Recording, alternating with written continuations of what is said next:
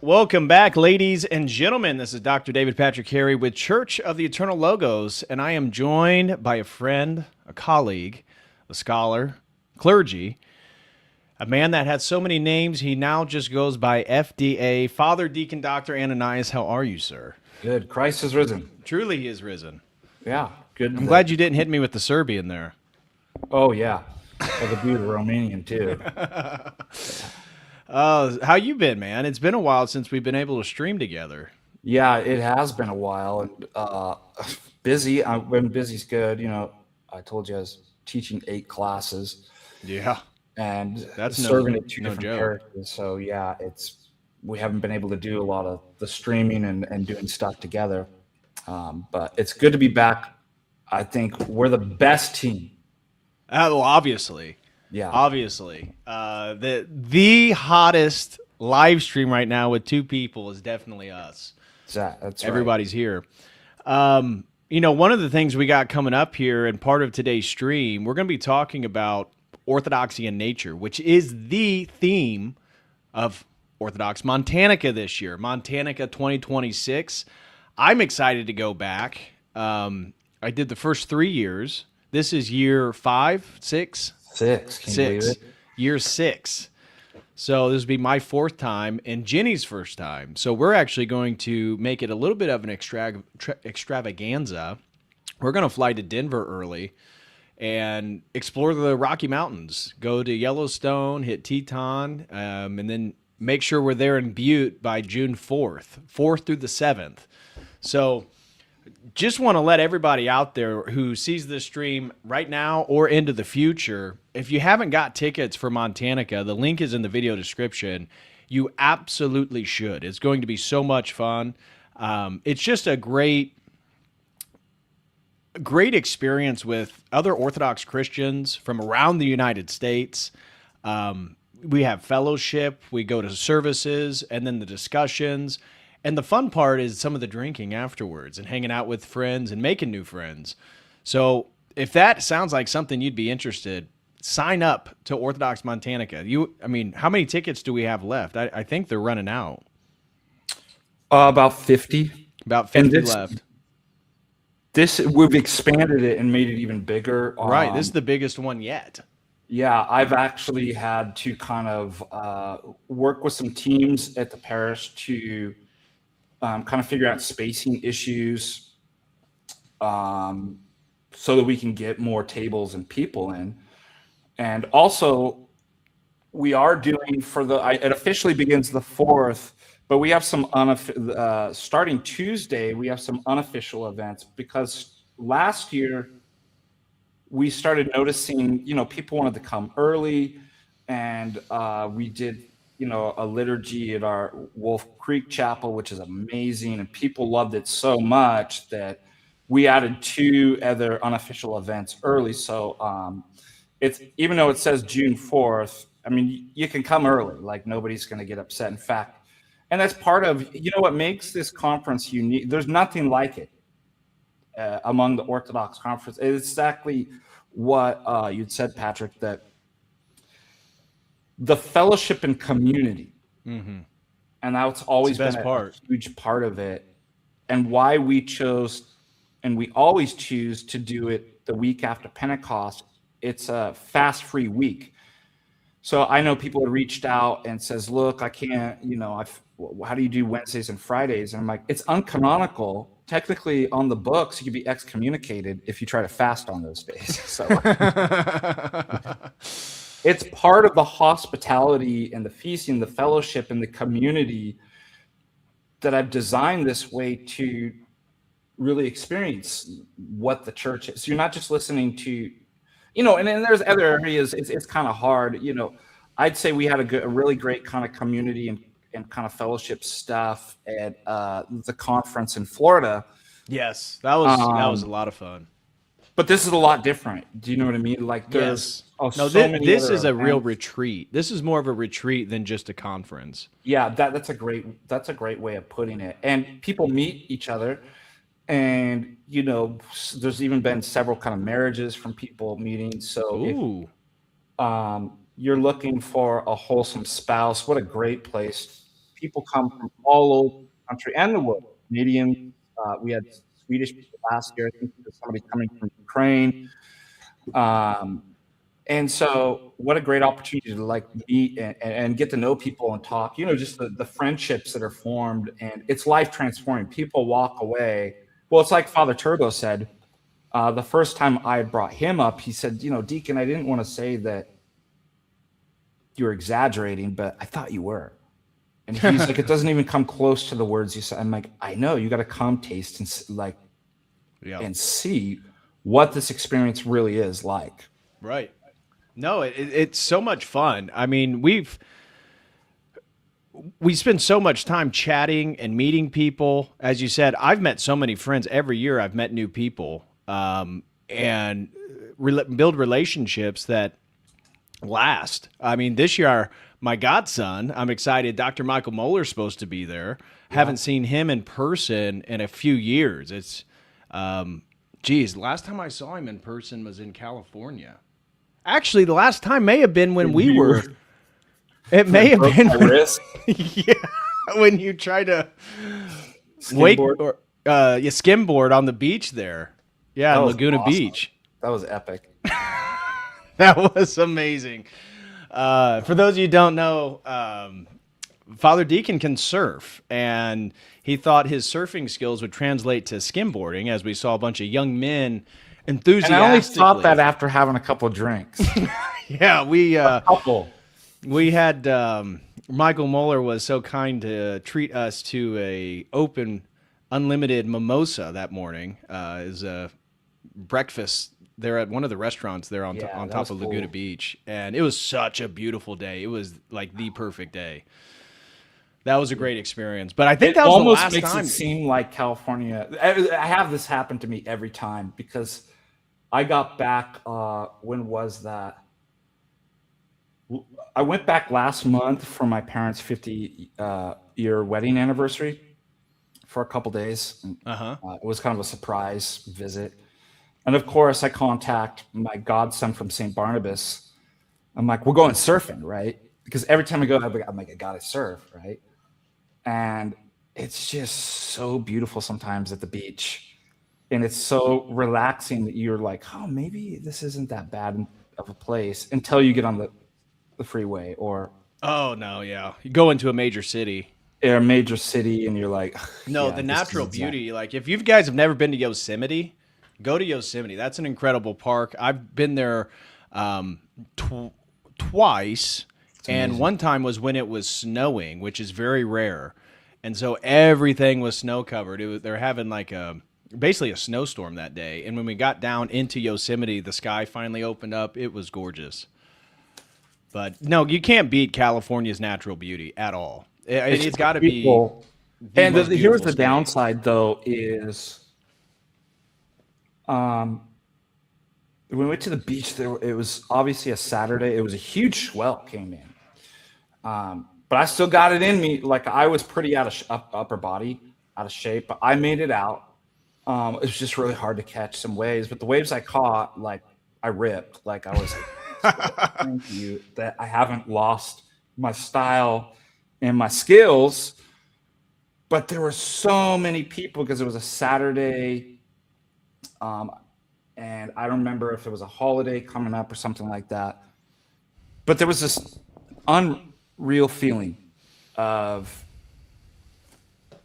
and this is going to tie into the whole kind of conversation of nature and stuff like that. Yep. I'm looking at all these people and I'm like, that's actually a real human being with a real family and a real job. And why does it feel unreal? It's because you're you're more connected spatially and geographically, right? And more disconnected than ever. Technology does this too. It makes it easier to be connected, and in doing so, you're more disconnected. And so you know nothing about, I mean, there's thousands and thousands of people at the beach living their own lives, total separate lives. You don't know who they are. And the thing that I noticed on this last trip, nobody looks each other in the eyes or the face. I noticed that generally in California. The Yeah. Midwest is very different. Everybody asks you how you're Midwest is doing, different. like random strangers. I mean, you get that same vibe in Montana as well. And Yeah, exactly. Montana, I mean, speaking of nature, I mean, that's what we're trying to make, not just the conference theme being orthodoxy and nature, but Jenny and I really want to make it an experience for us. So Absolutely. traveling through the Rockies, I haven't even booked a hotel room. We have a rental car that we pick up in the morning, the 27th of May in Denver, and She we're got a just going to van, decide man. where we want to go. We have We got one of those vans and just sleep in the van. we got a full size SUV, but I got to have space for my books to bring up to MontaNIka to sell some books. Yeah. So I'm excited, and Montana is so beautiful. I know being a lot able of to people are spend a going to be day at doing Yellowstone. that.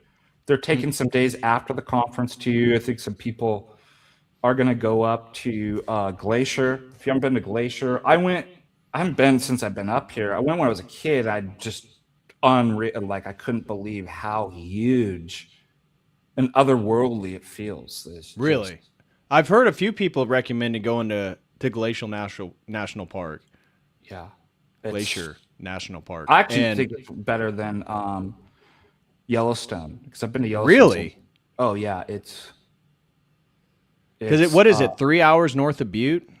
Yeah, it's only like 3 hours and 15 minutes. Only 3 hours, dude. I'm going to be driving so much that another 3 hours will feel like another day. But I've been recommended by multiple people. They say if you're going to be in Montana around there, go to Glacier National Park. That it's really beautiful. Yeah.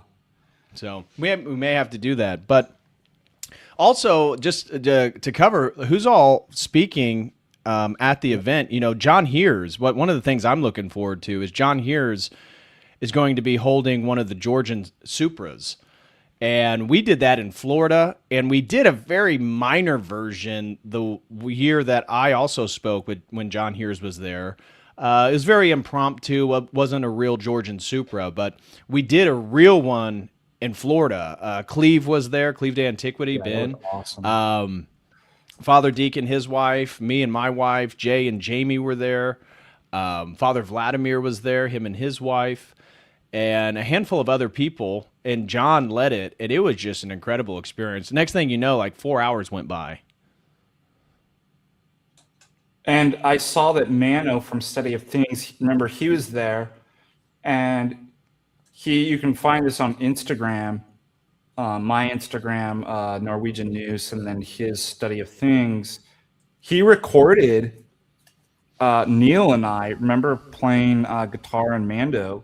Yep. And doing a little impromptu, music and stuff like that. He also, I really can't wait till he uploads the Irish song. That was another impromptu. It just came to me. The Parting Glass. The Parting Glass. Yeah, at the end of the night, and it was like the perfect song to end the night, and just what the Georgian Supra was all about. And so, I took Neil and his wife into the kitchen. We just kind of rehearsed real quick. I mean, they're fabulous musicians. And by the way, they're going to be up here. Neil is going to be the MC. Oh, is he? Oh, I didn't know they're going to be there. Oh, awesome. And they're playing, the Dirt Poor Robins are playing Saturday night. So we have two professional bands. We have our usual Montana Bluegrass. Yeah, Friday night. And then Saturday night's going to close off with Neil's band, the Dirt Poor Robins. So, that'd be cool. The conference gets better and better each year. It really does. And so anyways, Mano had recorded that. I think he's going to upload the Neil and his wife and I singing The Parting Glass. So just to pump all of you up on what kind of music. And that's really important too, that people ask me, why don't you do MontaNIka in our city? I'm like, because it's not Montana, first of all. Hey, like we do conferences and stuff like that, but this is the Montana experience. It's not just because I live here. I chose of my own free will, because I'm not an occasionalist, to come here. I picked out all the places that, like, I've always wanted to live in Montana. It's been on the top of my list ever since my grandfather took me here. And that was really important, these kind of formative experiences of, fishing and being out in nature, that I was like, this place is incredible. And it is. It did something to me, and it remained in my conscience my whole life until, I just couldn't actualize it until God's right timing, his kairos, Right. that things lined up where it's like, I'm moving here. And I ended up I didn't even realize if I told you this, when I moved from Ireland, I had to apply for all these jobs. Mm-hmm. So scary, right? Like, I just wanted to stay in the university forever. Don't throw me in the workforce. Peter Pan, not wanting to grow up. Yeah, I was like, and then I'm like, oh, I've maxed out on the degrees. That's called the terminal degree. I'm like, I can't go any further. Yeah, you just go back and get another PhD in another subject. Yeah, I'm like, I had to go back into the world, and I'd lived in Ireland for 7 years, totally acclimated to the United States before. I'm like, I gotta start over. Like, what state do I move in, and blah blah blah. And I thought, Montana is like, that's where I want to be. And what kind of college? I'm like, like a small liberal arts college. I don't think I ever wanted to be at a big research university. No. I like liberal arts colleges. I obviously got my bachelor's in one of the best liberal arts colleges. So that was kind of my idea. And, but I applied everywhere. I was having to go to the APA, which is the biggest philosophy kind of conference and convention where they do interviews. But I didn't realize this until about 4 or 5 years ago. I was looking up some old emails, and I was trying to pull up some stuff from grad school, some articles or something like that. And I saw, right at like 2011, 2012, all my job applications. I was like, oh, whoa, weird. I remember it throws you back. It's like when you find old photos. Yeah. It throws you back into the sentimentality, and like, you remember what life was like back there. Like, oh man, the anxiety of, and all of a sudden I see this application to Carroll College. And I was like, whoa, I forgot. Like, that was my top choice. I'm like, here it is, a liberal arts college in Montana. And it took me 8 years to get my dream. So talking about that kind of right timing. And so I chose this place for a reason. Like, I'm blessed to be where I've always wanted to be. And being Orthodox, I knew that there was something, really conducive to the Orthodox ethos with the large expanse of land, right? Mm-hmm. And we know this. You get this feeling there's something, I don't know if Father Peter's talked about this, but like unnatural about cities. Yes. It's artificial, right? Like, it's, why is it that even Christ himself retreats into the wilderness? Why do the monks, there's something about the large expanse of nature where all the noise and distractions, Blaise Pascal says, if it wasn't for all these distractions, there'd be something, nothing would be more clear and evident than the existence of God. But that's what you get when you go to the river, when you go to the mountains, and you get away from the noise of modernity and technology. You hear the still voice of God in the river, in the mountains, in the breeze, in the leaves, because his divine energies are there. And you've basically cleaned your nous of, you've emptied yourself of all the logos moi and the noises. And that's why Orthodoxy thrives in places like that. Right. That's why we have a monastery here. And so I knew initially building this conference, I'm like, this is it. This is the place. That doesn't mean you have to move here, but it gives you a kind of template, right? What does American Orthodoxy look like? Nobody really kind of knows. We can't certainly, like the secular world, Online arguing about theology, isn't it? What's that? Online arguing about theology. Yeah, that's what anybody knows anything knows that. That's what we do. But we don't have the secular mindset of like city planners, like we plan. Right. And I remember Bishop Maximin had asked me this, I don't remember if it was last year or the first year that he came, Deacon Ananias, what is this conference about? Like, what's your idea? And I asked His Grace, can you give me a little bit? Because I just don't want to I want to be able to think about that.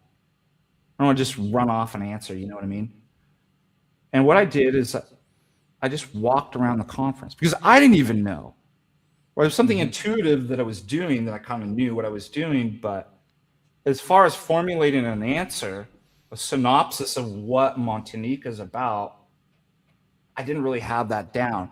And so what I did is I just walked and I looked. I looked at all the people. I looked at the speakers. I saw their faces. I saw their smiles, the children running around. And I'm like, I've got it. I told them, no offense, Your Grace, the question's wrong. I'm not doing anything. I'm just keeping what Orthodoxy's always kept.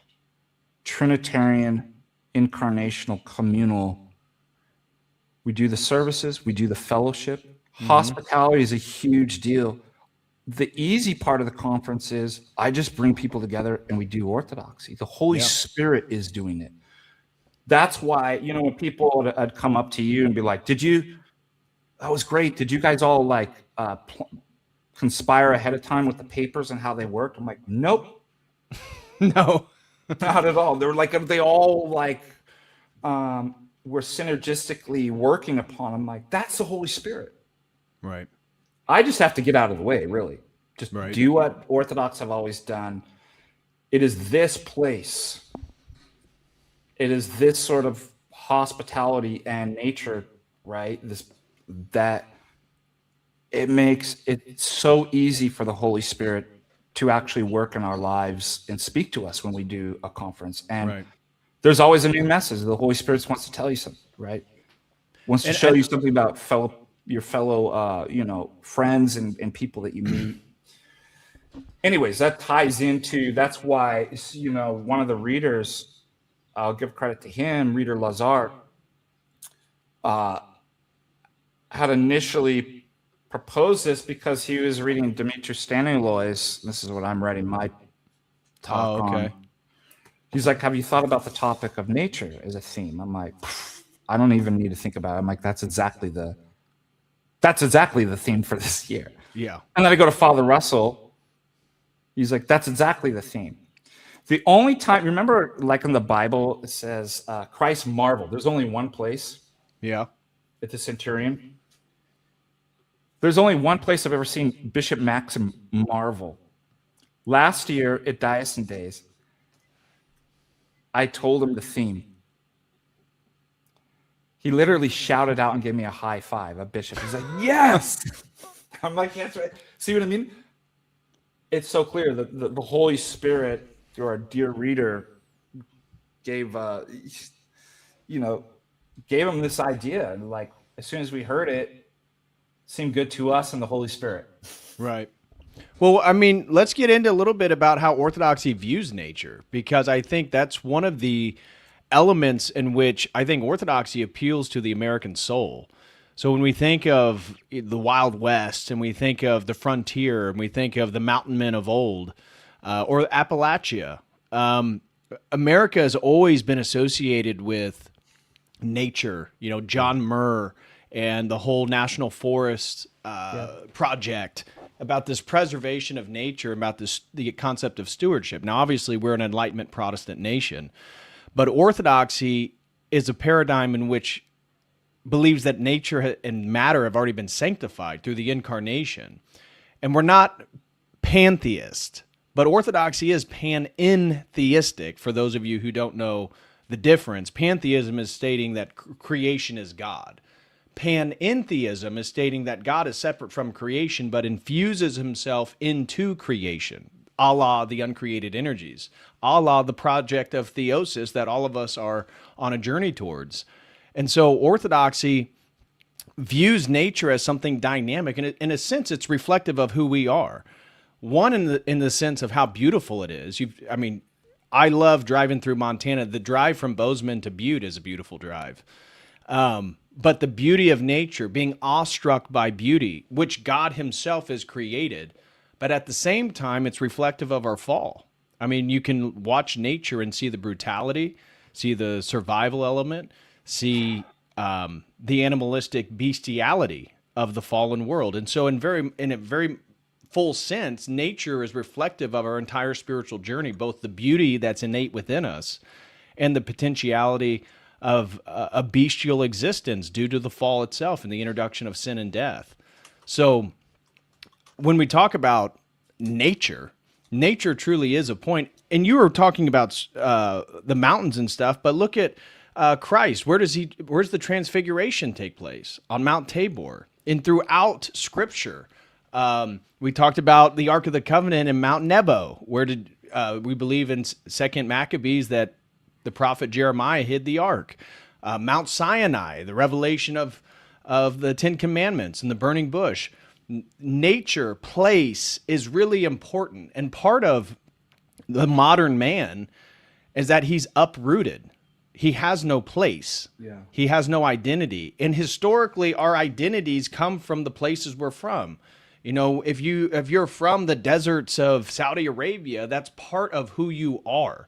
If you're from, the mountains of Romania or wherever it may be, the plains of Ukraine, the nature and the places in which we live in are part of who we are. And I think modern Americans, because we move so much, right? This is a phenomenon that's very much unique to us, that I forget what the percentage is, but it's like the highest in the world for people to be born in one state and then move and go live as an adult or raise a family in a different place. Historically and still today in most places that doesn't occur. That's not what people do. They tend to stay where they're born. Where we as Americans, we're constantly moving. We have this identity where we're constantly building it, constructing it, and we go on, in a sense, Americans are obsessed with their own hero's journey. And that's part of that, I think, transmigration of people. But America is also ripe for a theology that actually venerates and has a place for nature. I mean, Protestantism, I would say in general, doesn't have the mystical and the venerative perspective that Orthodoxy has towards nature. I mean, for a lot of them, you get a presentation of nature as it's pretty, it's nice, but it's ultimately dead. It's unimportant. For politically, with much of the MAGA, it's like as long as GDP go up, it's good. When the reality is the quality of our lives has to do with the communities we live in, the places we build. So I think this topic for MontaNIka and a discussion and just looking at the speakers, I mean, everybody from John Heers to, we have a botanist, Tony Baumkamp. My godson. He's a botanist. I can't wait for you. By the way, let me tell you a little about Tony. This is really cool. You're going to like this. So I was introduced to apologetics when I was 18 years old. And I was told to go to two places, right? Mars Hill, which was Bob and Gretchen Passantino, and they were connected with the Christian Research Institute and Hank Hanegraaff. They actually wrote a lot and worked with Hank Hanegraaff a lot. Oh, interesting. They met every Wednesday night, and it was Christian, but like anybody was welcome. So you got all kinds of weird people, and that's really where I learned how to debate. It's where I learned the transcendental argument. Oh, they called it the argument from reason. I learned so much. The other group was a little bit more high tier. It was called Dialogue, and it was founded by Russ Mannion. And I started going there around 1996. Tony had been going there prior to me. Perry Robinson was going there. Like, there's all these kind of weird connections. Um, uh, Tony had it held at his house for a long time. Now, after I came back from Ireland and I started attending again, that's when it was being held at Tony's house. Tony was a Protestant at the time, but he went through really interesting. My first experience with Orthodoxy and an Orthodox priest was Father Paul Weissman. That's Father Turbo's spiritual father, and he was at Dialogue. He was at Russ Mannion's thing. So, more and more people were converting to Orthodoxy. Tony ended up converting to Orthodoxy, and he reached out to me because we were close. Would you be my godfather? And he was baptized at the same place your godson. It's St. Barnabas, and now they moved, and they both live in the Boise area. So that's kind of that's true. Yeah, both of our gods. Did he get baptized at the same? Fullerton at the same time as an adjunct, doing some. You can see right there, Cal State, University of Cal State Fullerton, and so he's going to talking about ecology, nature, wetlands, and the distinction between the West and the East, and how exactly what you said. So you set it up really great. Of all these environmental disasters and these things, he's going to basically argue come from a Western theological and philosophical mindset. So that's my plug for Tony. We got John Heers doing hospitality. We got Dr. David Patrick Harry, my dear friend and colleague, Professor Bruce Seraphim Foltz. He is one of the best philosophers out there. I've been with him at international conferences in Romania and Greece, all throughout the country, and I've known him for a very long time. And he's the Orthodox professor par excellence on environment, nature. He's a great Heideggerian scholar as well. Oh, interesting. So great to have him. Who can I go up? Let's see. Yeah, we already know that goof is. Protodeacon Patrick. I've been wanting to get him up here forever. We've also been been working together. He's also published articles on patristic faith. We've been to multiple conferences throughout the country and throughout the world together. He is our guy when it comes to pushing him back against the Fordham crew and the women's ordination, female diaconate. He has published several books on that. So he's going to speak about the nature and distinctions the real distinctions between male and female. And of course, Metropolitan Jonah. Yes, and Metropolitan Jonah, who I've been fortunate to do at least 3 events with Metropolitan Jonah. And I remember the first one was the time that Abbot Trifon was a speaker at MontaNIka, who I hope he is doing well. I know he's been struggling with some health problems. So keep Abbot Trifon in your prayers. Yes. So it's a wide range of speakers, and it's going to be hitting on a wide variety of topics. I assume my speech, which is going to be talking about the synthetic world versus the God-created world, the natural world, and speaking about transhumanism and many of the ills of the contemporary world. Part of which I was talking with Father Deacon about how does the West get to the place in which it views nature as a extractable resource, as a mechanism. And it has to do with things that we've already done streams on regarding the history of metaphysics, the history of philosophy. And, even after the Great Schism during the medieval period, nature still played a central role and was viewed from a theological perspective in the West. But with the rise of Descartes, and you get this rationalism and a mechanizing of nature in which it is essentially a machine that can be studied and understood. You get Francis Bacon wanting to rape the secrets out of nature because for them, the millenarian goal of man is to know all things about nature so that he can construct the new Jerusalem, the utopia. And it's the same worldview that the transhumanists have today. But we take for granted how much that's influenced us as Westerners, how we view nature as something mute, right? And we're not talking about paganism, where the oak tree is the great grandfather spirit, but nature is alive. Orthodoxy believes it's a living, dynamic entity. In the West, is nature alive, or is it just sort of biological patterns playing themselves out in predictable ways? There's no real sentience there. And we're not equating nature to the role of man, but Orthodoxy calls us to be the priest of creation.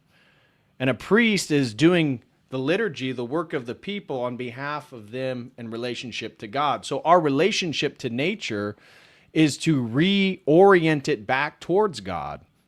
I did a stream with Christopher Zimbersky, a friend of mine, and he is a designer and architect of gardens. And we talked about how when you look at the biblical narrative, what is a garden? A garden is something that man willfully constructs, and he takes nature and he builds upon the aesthetic and the beauty of it. And we fall in the Garden of Eden. Christ laments the crucifixion in the Garden of Gethsemane, and history revolves itself, in a sense, the Garden of the New Jerusalem. And so it's funny how we see, even in the biblical narrative, man's role as the steward of creation and the redemptive arc already present in Scripture itself. I'm going to read you something. I call it the secularization of nature because etymologically, if you look at secularization is kind of stripping away, right? Right. Now, you're absolutely right to point out this begins with Descartes. Yeah. Then the That's where I Enlightenment. would point it. Yeah. And there's this radical change in the way we view both ourselves and nature. Yes. And our relation to it. And also, it's no coincidence, at the same time, there's this rejection of the Christian tradition, because part of that, right, is our understanding of who we are. As you said, like priests, Demetrius Stanley says, all of nature is for man, not the other way around, like the environmental warriors want to say. He says nature is called to be entirely humanized. And I'll be arguing in my paper divinized, and how this is so different than Protestantism.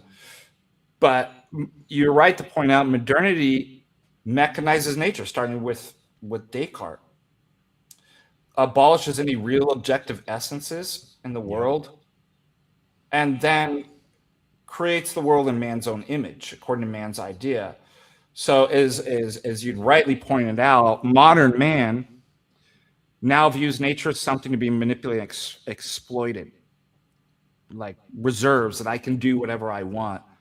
He's no longer sees himself as a creature of the earth. No, well, he refers to animals, if I'm not wrong, as automaton, as soulless entities, is how Descartes describes animals. Philip Sherrard says that modern man, shaped out of the earth and returning to his whole inner being, nourished, and man no longer sees himself as nourished and enriched by his organic contact with nature, and with the breath of the Spirit had fashioned him as nature's master work. And Saint Demetrius Stanley says that, quoting Saint Maximus, man is the macrocosm. You can't separate, right? So it's no surprise that Descartes is a dual, there's a separation, right? Right. Now, with that perspective, we view nature as theanthropic, right? You just talked about how nature is for man, referring to Stanilow. It's theanthropic. Yeah. It's divine relationship to God, but it's also very human. And notice it's a symbolic cosmos. And symbios means what? Do you have to give royalties to Paggio for that one? No. The symbolic world? Well, I didn't use world. I'm not getting copyrighted by Paggio. I said cosmos. But yeah, I mean, similar thing, that symbiosis to bring two things together. But what does modern man do? Descartes literally separates it out into two subs. Right. Like it's divided. It's right. And so what Father Deacon's talking about, for those who are trying to follow, Descartes separates the mind of man from matter itself, creating a dialectic between these two things and their intention. Now, this is going to lead to, again, once rationalism and Descartes sets the motion of rationalism, and Francis Bacon sets the motion of empiricism, we have these two competing philosophical projects that essentially meet in Kant. Kant is addressing both of them, and what he's saying is that the exterior world is not totally knowable. You cannot know the thing in and of itself. It's synthetically being meshed between your a priori categories, and it's from there that we make sense of experience. And because Western philosophy took that trajectory, now it separates the knowability in our relationship to nature entirely, where you get the romantics on the other end of Kant trying to revalorize nature in some poetic way that is emotive, and it's about emotions and experience. But from Descartes forward, the West is on this trajectory, which, yes, at points like the Romantics tried to resubstantiate some venerative spirit within nature, but the trajectory is one in which it is dehumanizing man. I mean, this is the whole point of the Orthodox Survival Course. We just covered chapter 12 last night in the Logos Academy. The whole Orthodox Survival Course is Father Seraphim showing at every point from the schism forward where the West is going wrong. And once we get into the 19th century, the 1800s, man is a machine, man is an automaton, which Descartes didn't go there. He was talking about animals, but you see how the presuppositions, the categories, all of it began to influence everything that is natural. And for Bacon, knowledge was associated with doing things, building something, the engineer. And we still live in that world, that technologized. We live in the vomit of modernity. And it's so difficult for people to see the strings of modernity and how they truly do alter your perception of the world unless you become conscious of them. Think about the ancient world. It was enchanted, right? Yes. And I talked about this in the theology, the icon, that modern man, and I was quoting Bishop Jovan of Serbia, has worked so hard to disenchant himself from, the enchanted world so that he may have a scientific view, right? A rational, enlightened view. And he's worked really hard to actually do that. But in doing so, the cosmos is no longer seen as a divine order.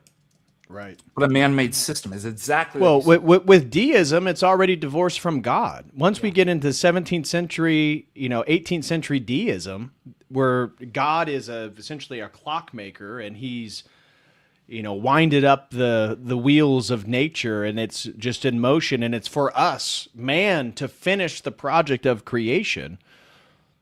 Well, once God's gone, there is no ultimate authority to the universe itself, to nature itself.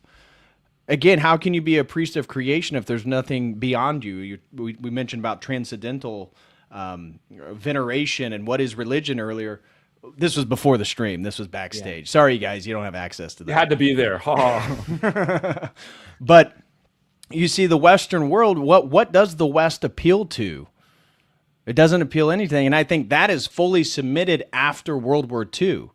After World War II, nature is just a way in which you become, you can attain an ecstatic experience. It's something pretty. There really is no deeper reason for why you should engage with nature other than maybe it gives you pleasure.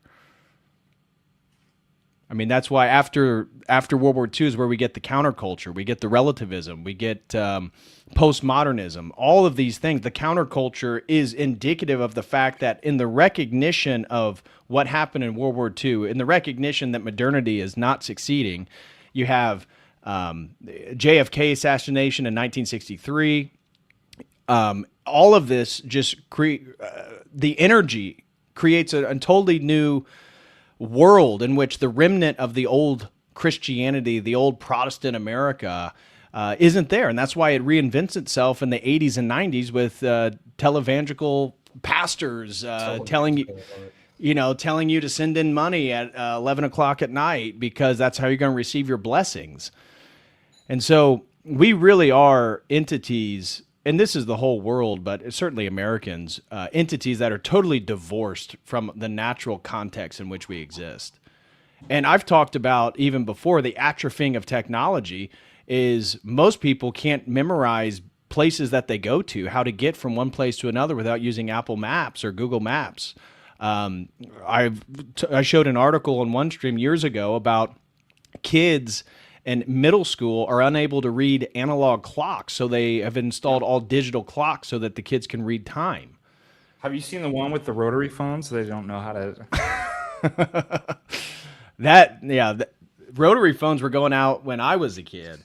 Those are real old. But anyways, my ultimate point to sum it all up is that nature from the Western perspective is a utility. This is what Max Weber talked about, the disenchantment. You mentioned about the enchantment of the ancient world. What Max Weber, the German sociologist, again at the turn of the 19th into the 20th century, he talked about the disenchantment of the world, that rationalism and scientism of the Enlightenment has left no place for mystery. And mystery was typically found in the natural world. And because the mystery is gone, people are essentially going to lead towards what Nietzsche called nihilism. That's the only endpoint for them. Now, I would argue that the counterculture and paganism and even like the trans furry stuff, this is a way for people to re-enchant a world that's been disenchanted by modernity. Now, they don't have the ability to put their finger on the thing that they're reacting or responding to, but that is what I view the phenomenon that's occurring right now, is that everybody, through the postmodern lens that you have your own truth, is trying to reconstruct something that's enchanted in their life. Unfortunately, for some people, that means dressing up as a dog and walking on all fours with a leash around their neck. Did you see I just so funny. I did that. You did that. The big fat lady, like identifying as a dog, and she was barking, and a dog attacked her, and she's like, ah. It's like, this is what happens. And, well, do you have anything more to say? I was going to say that another point of Western philosophy is those that do venerate nature, like the John Muirs of the world or the Emersons,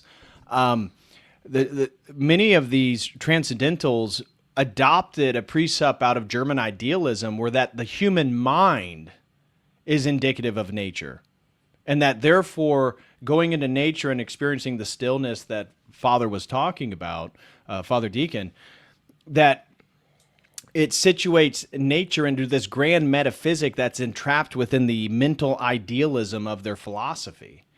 And you still see people that kind of have this precept. And so the West has totally lost the understanding of man as priest, man being part of the natural world being good, the natural world participating in the same theanthropic process that we are participating in regarding theosis, and that nature isn't something to worship, but it is venerative, and it is our duty, being made in the image of God, to elevate it back to God. Just like I talked last, was it last year? What did I even? There's so many, because 6 years I kept mixing up all my papers. I'm like, what did I actually talk on? The theology of the icon, whatever year that was. St. Maximus, the confessor, says, all of nature is an icon. Do we worship icons? No, we venerate them. So you can see iconography connected to nature, which would have been a great paper itself. Because why? The divine energies in the prototype, God, are in the same way St. Maximus says that the image is impressed on the mirror, right? But the prototype is not the image on the mirror, but there's a presence in there, right? Right. Anyways, the West doesn't have that because of this stripping, this secularization this mechanization, Right. everything becomes an instrumentalized view of the human being and nature, right? Yep. Here's a great quote, another great quote from Philip Sherrard about this. In this world, the secularized, modern, mechanized world, the world of artificial environment. Now, notice too, this goes hand in hand with the state. What do all the Enlighteners think the social contract is, and the polis? Artificial. Right. Well, to your point, and to a point I was making earlier about how nature is a utility. Now, not just mean natural resources. I mean for people's pleasure. And that if you can be uploaded into a synthetic simulacrum of nature, what is ultimately the difference? Yeah. If you experience the same, then who cares about whether it's in a world filled with code or you're actually out in the natural environment? And in fact, many people that are in favor of, the singularity and transhumanism would say, well, if you go out into the natural environment, there's a chance you may die. You may get hurt, something bad, but we can protect you. You can get all the benefits of nature within a simulation of it. And for so many people, they're going to fall victim to that. And it's like when you think of space and time, when I'm out in nature, you spend, and I'm sure everyone watching this stream and yourself included, there is a mysticism. There is a weird occurrence, providence, things strangely emerge. I think going out in nature for an extended period of time is a sober psychedelic trip. And, Great way to put it. and the difference, you compare that to being in a city. A man-made city, you're hearing sirens all over the place. Everybody's trying to get from one place to another. You see, the casuistry of nature is still something mystical. But the casuistry of the cities, the man-made world, is something that is entrapping us. It is the prison planet. And I don't mean that in a strict dialectic that if you're in the city, you're in Satan's playpen. But I mean, there is something important about cities. Christianity was important. That's where, Christianity spread through cities. So I don't mean to take it too deep, but you see my general principle is that you look at America, see the grid of a city. And unlike some of the ancient cities or even medieval cities in Germany or Europe, which are based on the human person walking, you see how the city, the way you traverse the city is on foot. You experience the buildings, you see the architecture, you see plaques of history related to it. In America, we drive. Now, part of it is just through how damn big the country is and how big our cities are. But notice that our cities are not even made for people, per se. It's made for mass transportation, a moving of goods, a moving of services. That's the point of the cities. And I've highlighted before, I mean, back in the medieval period, the tallest building in the city was always the church, indicative of what we worship, the closest thing to heaven. But what do we worship now? Every major city, the tallest buildings are banks. Banks, yeah. That's a great point. Wow.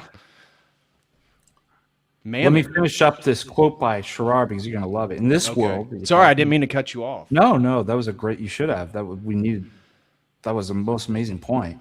I hadn't thought about that. I mean, maybe in general ways, but that's specific. That is a point, is what I want to say. But Sherrard says that this world of artificial environment, this sophisticated manipulation of machines and techniques, the human element is gradually being eliminated. What this world represents is a new type of order, which is exactly Baconian, a new inorganic order. You brought up, the virtual world and chips, and one not created by God, but invented by man, one that is, in fact, precisely an externalization of man's desire to make his own world without God. How beautiful is that quote? That is beautiful. Sherrard's a great writer. Isn't it great? Yeah. And so man loses himself. If man finds so St. Demetrius Standard says, not only does nature, the lower orders, find their meaning in man.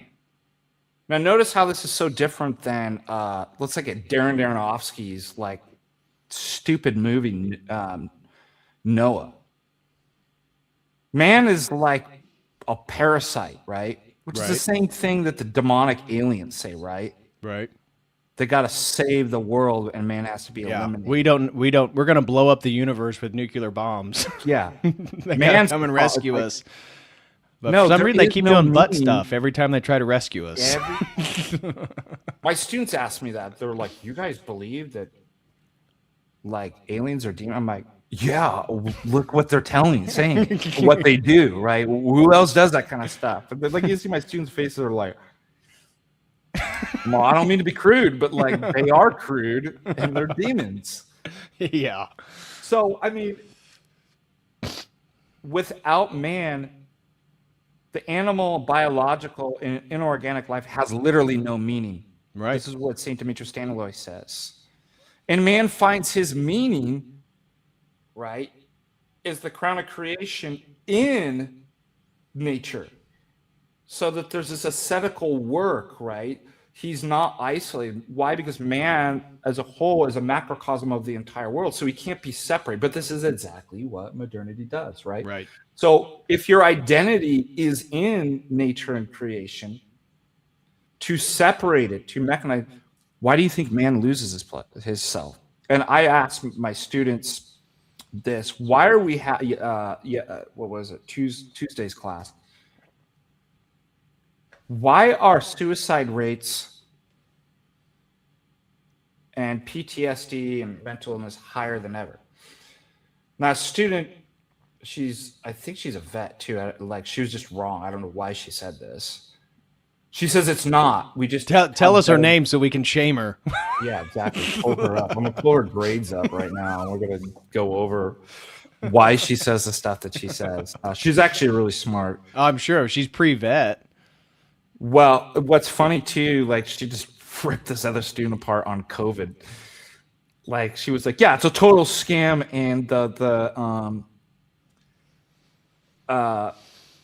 and one of the students like, "Yeah, but what about all the freezers? Was that a scam too?" She's like, "Absolutely." So what did she say that you couldn't believe she said? She said, "No, the suicide rates and PTSD in other times was equal to, we just didn't have as well reporting." I'm like, there's no way. Like that's No. There was not voluntary suicide. Like I rarely say that to my students. No, you're wrong. No. The But that one I peasants was in the like- medieval period didn't kill themselves to the level that people are now, and they had a much tougher life. And I said, here's why. What do they call moral trauma, right? When you experience war and death. I've talked about this. This was the last conference when I was doing Dr. Timothy Patisse's Ethics of Beauty, that you're excommunicated, right? Mm-hmm. You're losing yourself. And he says the opposite of war is not peace, it's liturgy. You have to be recommuned and reconstituted. So I told the class this on Tuesday. I'm like, reconstituted into what? Look at the society. They're losing themselves. They're unraveling. And we bring them back into what? A polypharmacy, fragmented, disunited, mechanized, dehumanized, de-enchanted, teleological world. Of course, Right. They're killing themselves. Right. There's Even the attempt to solve psychological problems through chemicals, right? And then every pill. I mean, my gosh, you watch a pharmaceutical commercial and they're like, "This will help ease your depression." Side effects include suicide, diarrhea, cancer, immediate death, Homicidal ideation. Like every time my wife and I laugh at it, I'm like, can you believe? Like, why would you ever take this? I know. It's like, you have toenail fungus? Because it's legalized. Isn't that funny if you're like, hey, man, this heroin or fentanyl, here's the side effects. People die from this. You'd be like, I'm not taking that. Here's a line of cocaine. Well, people can have a heart attack. Like, you wouldn't take it. But if it's legalized and they literally tell you everything, people are like, well, sure. It's like, oh my gosh, look at the side effects. That's amazing. But again, the mechanism that we treat people, they have this is the whole thing about, disease is disease. Now, I'm not getting into that whole etymology or wordplay, but the idea, this is what naturopathic medicine's about. This is what the history of medicine is about, is healing the human body. You know, one of the things that is striking is if you looked at a hospital at the beginning of the 20th century in the United States or across Europe, they would have a massive sun deck where patients during the day would go and sit out in the sun because they believed that fresh air and sun aided the healing process.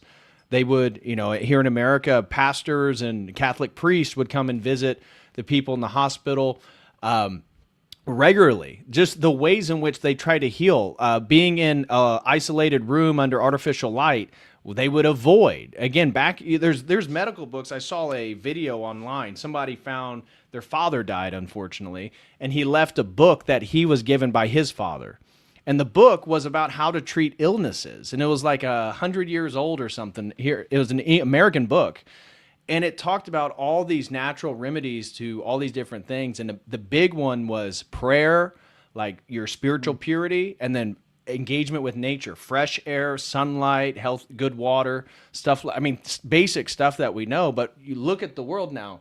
You go into the hospital, they want you to heal, and you're under artificial light. You're locked in a room. You have, you know, air conditioning. Yeah. Like you hardly even get exposure to natural air and sun. And it's like this demonic system is actually preventing us from engaging with natural remedies. I looked into it because when I did a stream on the Crusades, watching documentaries, one of the things that stunned me was like how fast people would heal from battle.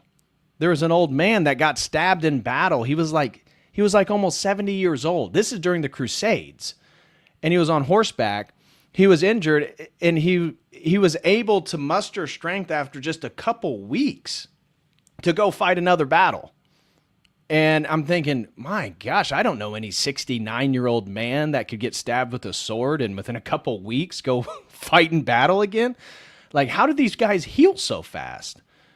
And the Crusader diet was mostly meat, all natural foods, you know, vegetables, berries. Obviously, they didn't have synthetic, you know, GMO food back then. Yeah. But you think about the food that we used to put in our body, and that I wonder if the human body actually can heal itself to such a greater degree if you put it in the right conditions, and that modern medicine actually prevents those conditions to occur, so that the only remedy is synthetic forms through pills, through pharmaceuticals, through surgery. And what's so crazy, you know, God bless my students, but like they've been brainwashed, especially if they're in nursing or STEM, any of the STEM stuff. Like they really believe in this science op, right? Where they were like, no, you know, it was just awful back then. And like, we heal, like they would not even be able to process what you just said.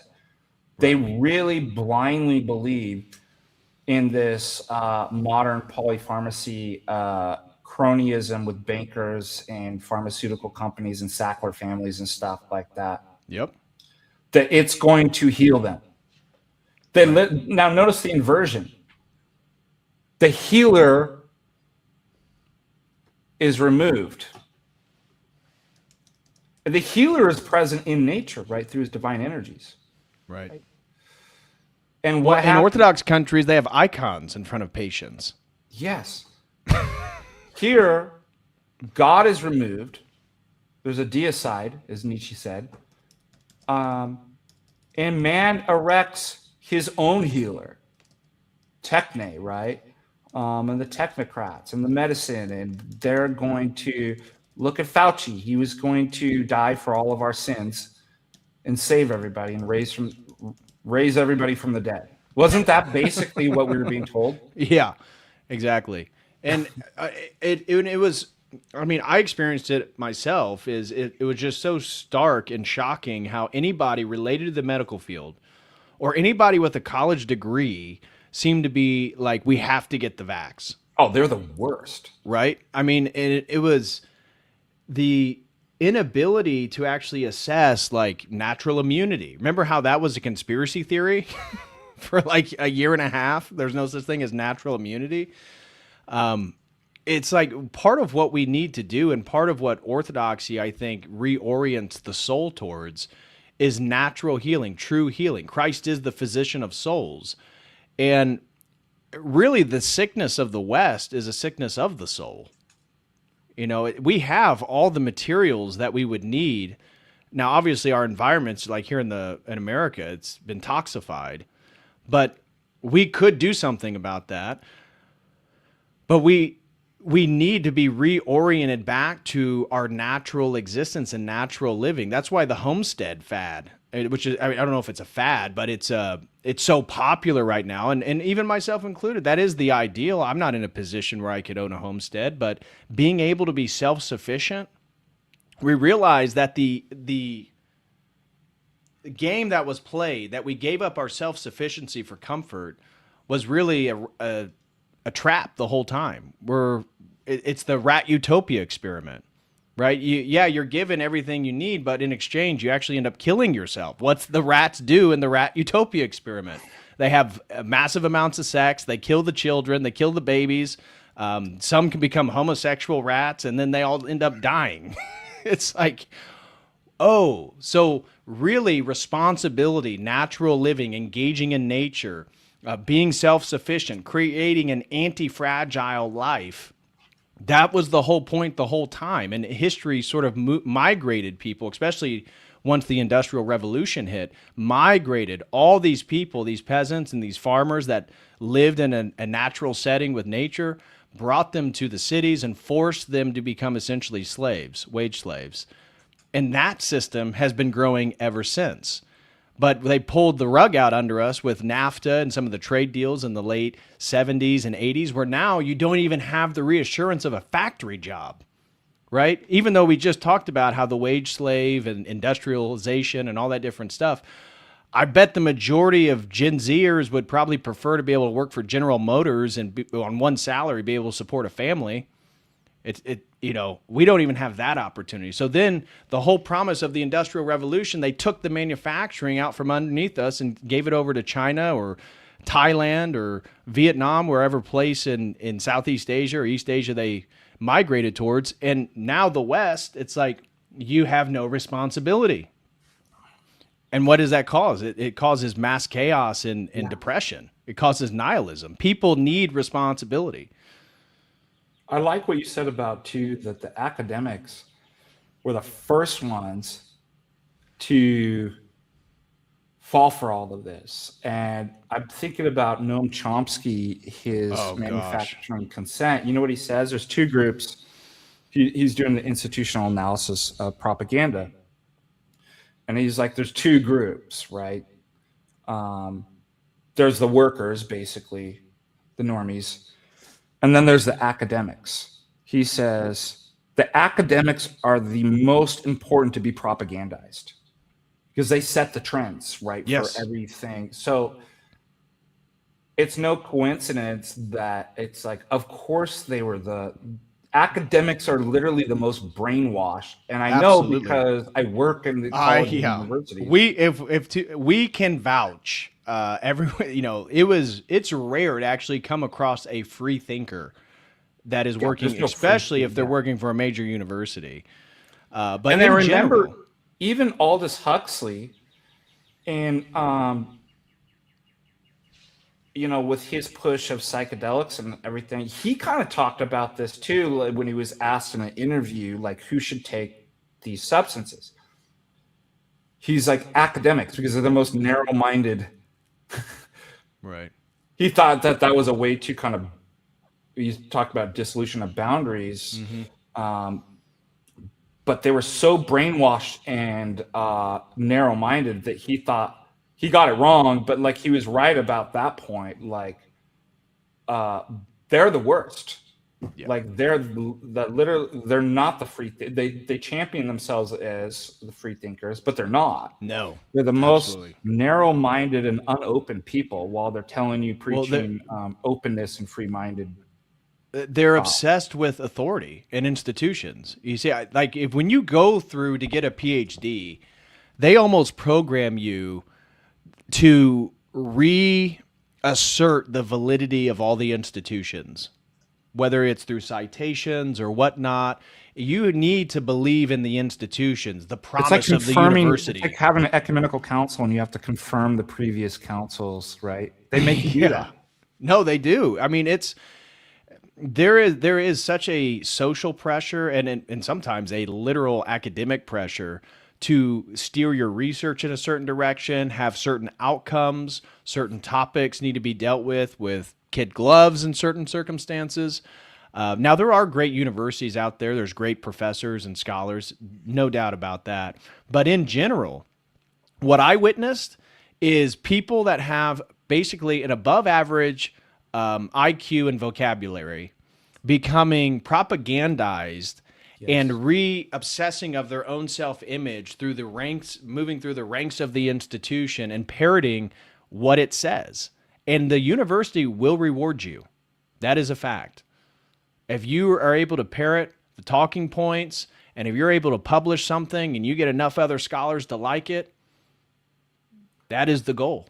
I can't wait for you guys to meet Dr. Stephen DeLay, who he can tell you about this. So he's got a PhD in philosophy from Oxford. And I'll let him tell the story when you guys meet him. He's coming to the conference. Oh, great. And what happened, what they actually tried to do when he didn't toe the line, when he didn't want to go to the secret, PDO society. Yeah. Eyes wide shut parties.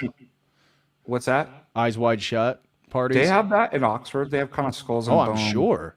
I mean, my gosh, look at the secret societies, Skull and Bones and stuff here at Yale and Harvard. Yeah, you don't think they have even more intense versions of that in the old world? And he started exposing them, and they came after, like, they targeted him.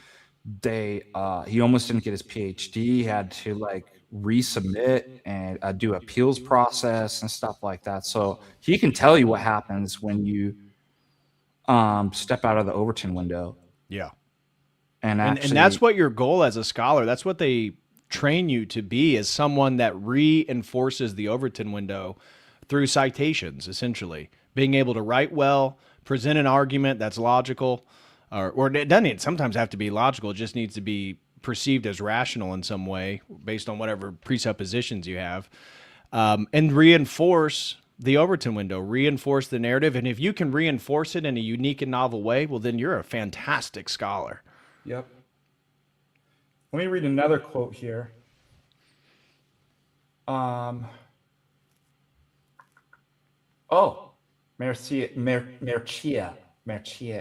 Eliade. Oh yeah, I'm a fan of Eliade. He's awesome. He gets a bad rap because people claim that he was a Nazi, but no, I think he's my favorite religious studies scholar. Yeah, that's what he is. He had a PhD in what I have a PhD in. Yeah. He defined modern societies as, quote, those which have pushed the secularization of life and the cosmos far enough. And Bruce, let me quote Bruce Foltz, since he's a speaker. Such a world offers no inner resistance to manipulation and control, presents no grain against which we ought not to cut. In Heidegger's word, it's a world that has become an inventory resource, in German Bestand, for technological control and consumption. Isn't that an amazing quote? Yeah. Two quotes there that kind of tie in what we were talking about. Yeah. We have a few questions. If you don't like those quotes, we'll just give you medicine. Yeah, everybody's watching our streams over on Church of the Eternal Logos or Patristic Faith. Smash that like, guys. And if you have any questions for Father Deacon Dr. Ananias or myself, feel free to send those in. The numbers are going up. That's because mean old Jay Dyer. Shout out to Physician HTS for becoming a COTEL crew member. This was a question by Unlisted Logos. He was asking you earlier when you were talking about how you always wanted to work at a liberal arts college. He's asking, what's the difference between a liberal art college and a big research university? Okay, so classes and lecture classes are smaller. At a research university, professors have very little interaction with. They literally just come, give a lecture, and then you have grad students that basically teach. Yes, that the work courses. Yeah, I did that at the University of Illinois. The Yeah. professors would give a lecture, and then it's all the grad students that is actually basically your teacher. And then you Yeah. go and you break up into courses or classes, and you have a graduate student, and they'll teach like 3 or 4 courses. And teaching isn't, it isn't an emphasis, like what's emphasizing a research university for a professor is publications. Like, so you're just detached from actual teaching. Right. It doesn't, you could be a terrible teacher, actually. It doesn't matter. It's all about kind of this celebrity status. Well, just to the point, the difference between a college and a university is a college only has undergraduate degrees. A university has graduate degrees. So that's what, if you're wondering, well, what makes one a college and one's a university, it has to do with graduate programs. Although we have a weird scenario here. I don't know how this works. We never had a grad school program here, so it's called Carroll College. But in the last couple of years, we added a master's in nursing or something like that. So I imagine they're just going to keep college. Also, so primarily that's the case. However, in the old system over in the UK, like Oxford and Cambridge, a university has colleges. Like Belle All Saints College and stuff like that. So they actually have grad, but that's the kind of British system. But like you're right, here it typically means there's grad schools in. And anyway, so go in ahead. liberal arts colleges are smaller. Yeah. And there's a closer relationship between the teachers and the students. So there's more emphasis on one-on-one kind of teaching, mentorship, stuff like that. Whereas you're just never going to get that in a university. Well, and where do they get their revenue? A liberal arts college gets their revenue from the tuition of the students. A big research university gets its revenue through the football team, their sports program. I went to the University of Illinois for my master's degree, and Monsanto basically subsidizes that university. It has the largest ag program, I think one of, if not the, in the country. And of course, they have to do research on Monsanto seeds. So the entire graduate program, the entire ag department is, it's a research university. They have tons of money. They have the greatest equipment, but you can only research GMOs and Monsanto stuff and things like that. Well, that's part of the cronyism that I've talked about. How colleges are infiltrated and corrupted is you have these big and multi-billionaire, right, like companies and NGOs and different stuff like that basically will take that money and we're going to do an endowment. We're giving this amount of millions of dollars to the college to establish a program, right? Mm-hmm. And then guess what? But there's conditions on it. Okay, so we get to pick the chair picks the professors, and it's just stacked, right? Yep. And so one way of kind of propagandizing is through this kind of cronyism between, extremely wealthy financiers and the university. And then guess what? The other FDA, right, and law and why? Because they're all in cahoots with one another, right? So then they publish journal-like articles, right, peer-reviewed, that pushes the product of the person that founded the financiers, right? So that this actually then becomes codified in law, approved by FDA, the other FDA, and that's how it works. And now you're all taking the jabbies and killing yourself. The end. Yeah. Justin Henley threw in $2 for you and me, says, yay, it's Father Deacon Dr. Ananias and Dr. David Patrick Harry. He said that for both of us. Thank you very much, Justin Henley. God bless you, brother. Hope you're doing well. And Mr. Fist threw in $10, and then, thank you very much, brother, threw in another one and said, I found Descartes at least to be readable. Hume writes like a cough syrup addict, or is this just me being a slow boy? Hume can be difficult. Kant is notoriously difficult to understand because you have to know so many other things to contextualize what he's saying. Hegel is incredibly difficult to understand because he assumes that you've read all of Western civilization. Yeah. Descartes, it's you can understand what his project is and what he's trying to do. I think Hume, though, I always give credit whenever Hume's brought up because he gets bashed, and rightfully so for his worldview, but I always say he's the most consistent skeptic atheist. And if when you debate the regular atheist, if they can't even know or parrot Hume, they can't even parrot the best steel man that they have for their position because at least he was consistent. Yeah, Descartes' fun to read. Actually, I mean, he's obviously wrong about a lot, but like I told Father Russell didn't know for the longest time my views on philosophers, and he thought I was like a idolizer because that's my career, and he laughed so hard when I was like, "They're wrong, every single one of them." Yeah. That's like Nietzsche. No, maybe some more so than other, and maybe some more right than other. But I'm like, they're wrong, every single one. I'm like, I don't idolize. I'm not a philosopher where it's like, oh, I'm a Humean and stuff like that.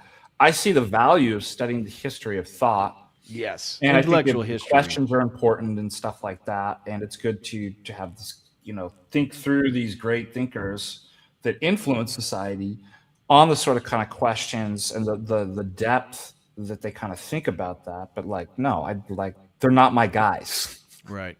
And I would say this to even incentivize someone who's interested to read philosophy or some of these philosophers is if you haven't taken or have like some foundation, like an undergraduate course or even a degree in philosophy, it's kind of a murky water to dive into. Philosophy is basically a generational conversation that's been going on since the ancient world, and everybody's been engaging with each other. But here's why you should read it if you're interested, is that it expands the contours of your mind.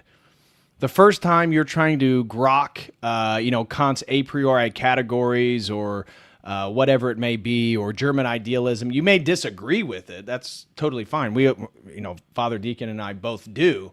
But to read it and comprehend it literally expands your mental perception, where you can now tackle that topic. And if you were to reread it, you would understand it immediately.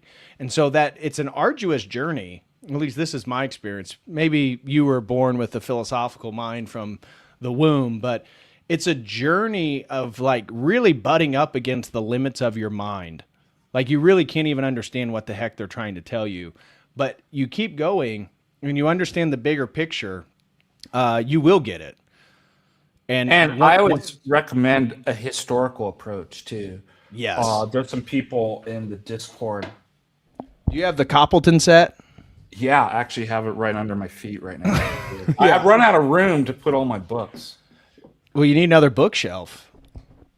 You need to line the sides now with bookshelves. You'll be like Jay's old closet where it's all books. Do like what was the MC Escher? I'm gonna do like bookshelves on top, where I just I have to walk in these everything will be a bookshelf. Yeah. I'm running out of room. I still got boxes. We're going back to California, I think, in July. And when I was back there, I'm like, there's a bookshelf. There's a bookshelf like this full of my books. Then I went to the garage. There's about 10 boxes full of books and I'm like, there's nowhere to put. We're gonna be like one of those old professors you ever see where they're like, it's just their head. It's like all the books are all stacked up. Right? I want that. I want that for myself.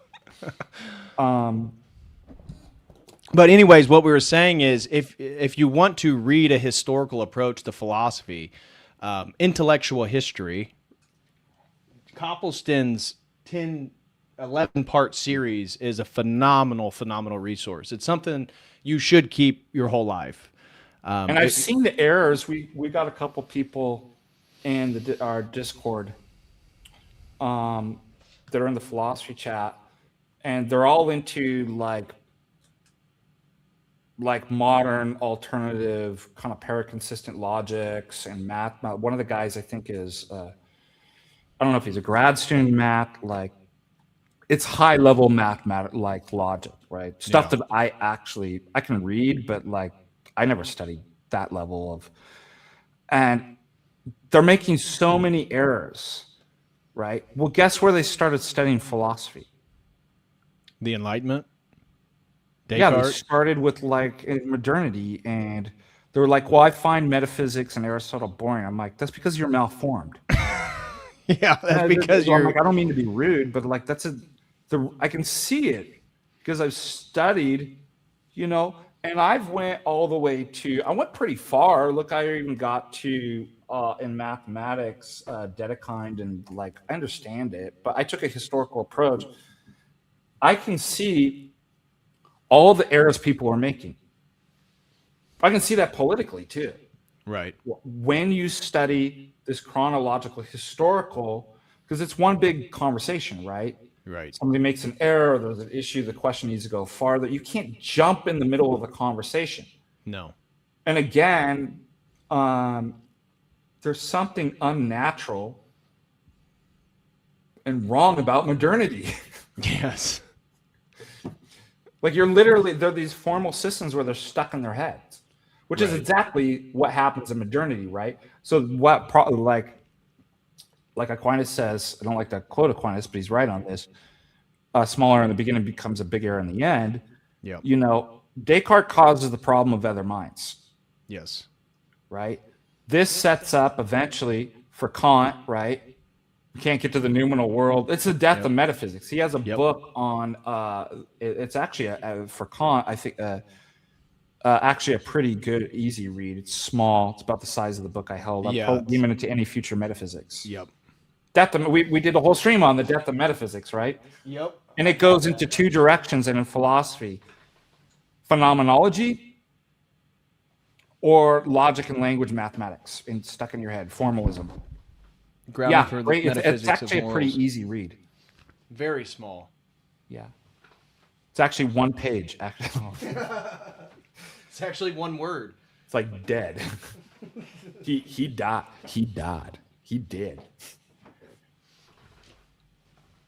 No, I agree. And that's why intellectual history, I think, is just history in general, right? It's not, we're talking about philosophy, we're talking about intellectual stuff, but the average person, even the average grad student, you talk to them about history and there's just no grasp.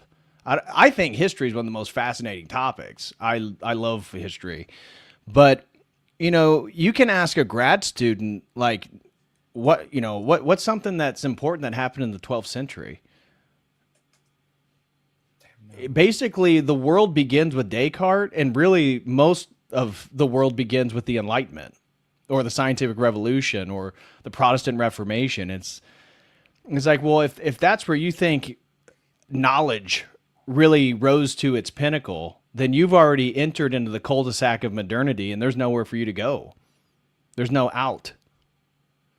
Yeah. And you know what? I saw this in one of my students' questions on Tuesday. It was an interesting question. I said, I don't actually know how to answer this, but they said, if the ancients had the technology, the level of technology, because we're talking about God, like the theology of time and the liturgy and these different things, said, would they come to the same conclusions? And I'm like, you got it backwards. The reason why we have the technological age and the type of technology that we have is because of rejection of antiquity. Yes. So I find it difficult how to answer that question. What if they had the tech? They'd probably reject it. They wouldn't have it. They'd have to destroy their society and philosophies and religion in order to get to where we. Right. Now, if they did that, of course they'd be thinking about it. But my student thought that, it's totally progressive, right? Right. This kind of idea, I call it futurism, like, well, obviously we're in the future, we're smarter, better, and we have technology, we have medicine, and it's just like we're worse. Right. We're more retarded than ever. Right. right? If you took, okay, I understand that in antiquity, only if you had what Aristotle calls leisure, have enough money to actually go to school, would you be able to, most people work. Okay, but let's take the people who went to school in the medieval ages or late or early antiquity. Do you really think students in college today are smarter, more advanced than those? I feel like telling them, like, all y'all retarded. Like, you're so, I see it going, like, I see your intellectual abilities every 5 years going down, down, down. Like, you are not in a better position.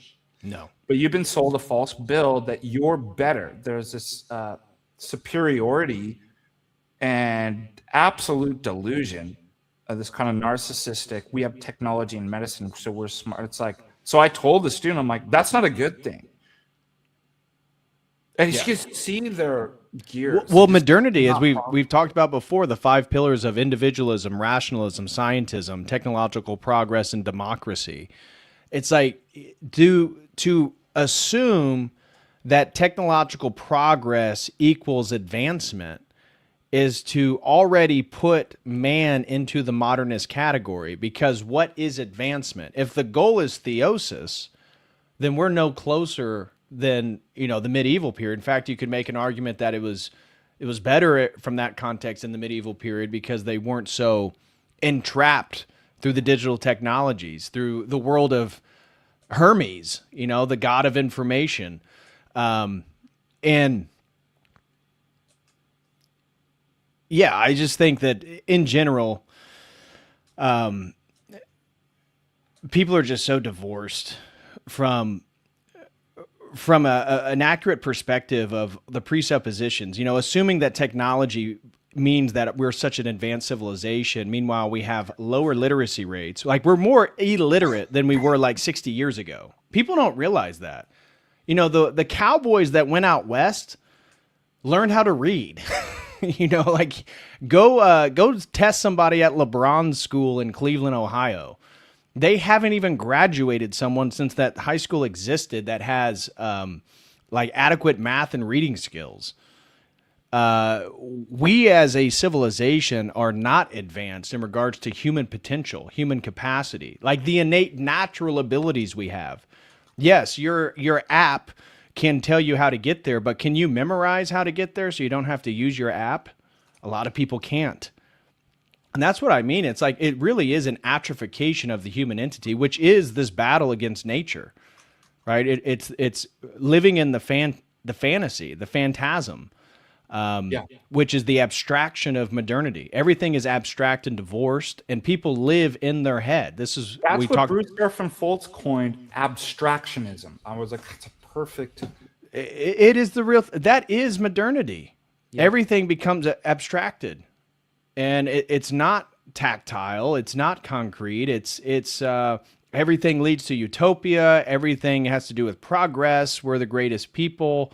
All the goals are general abstractions. Social justice is an abstraction of justice.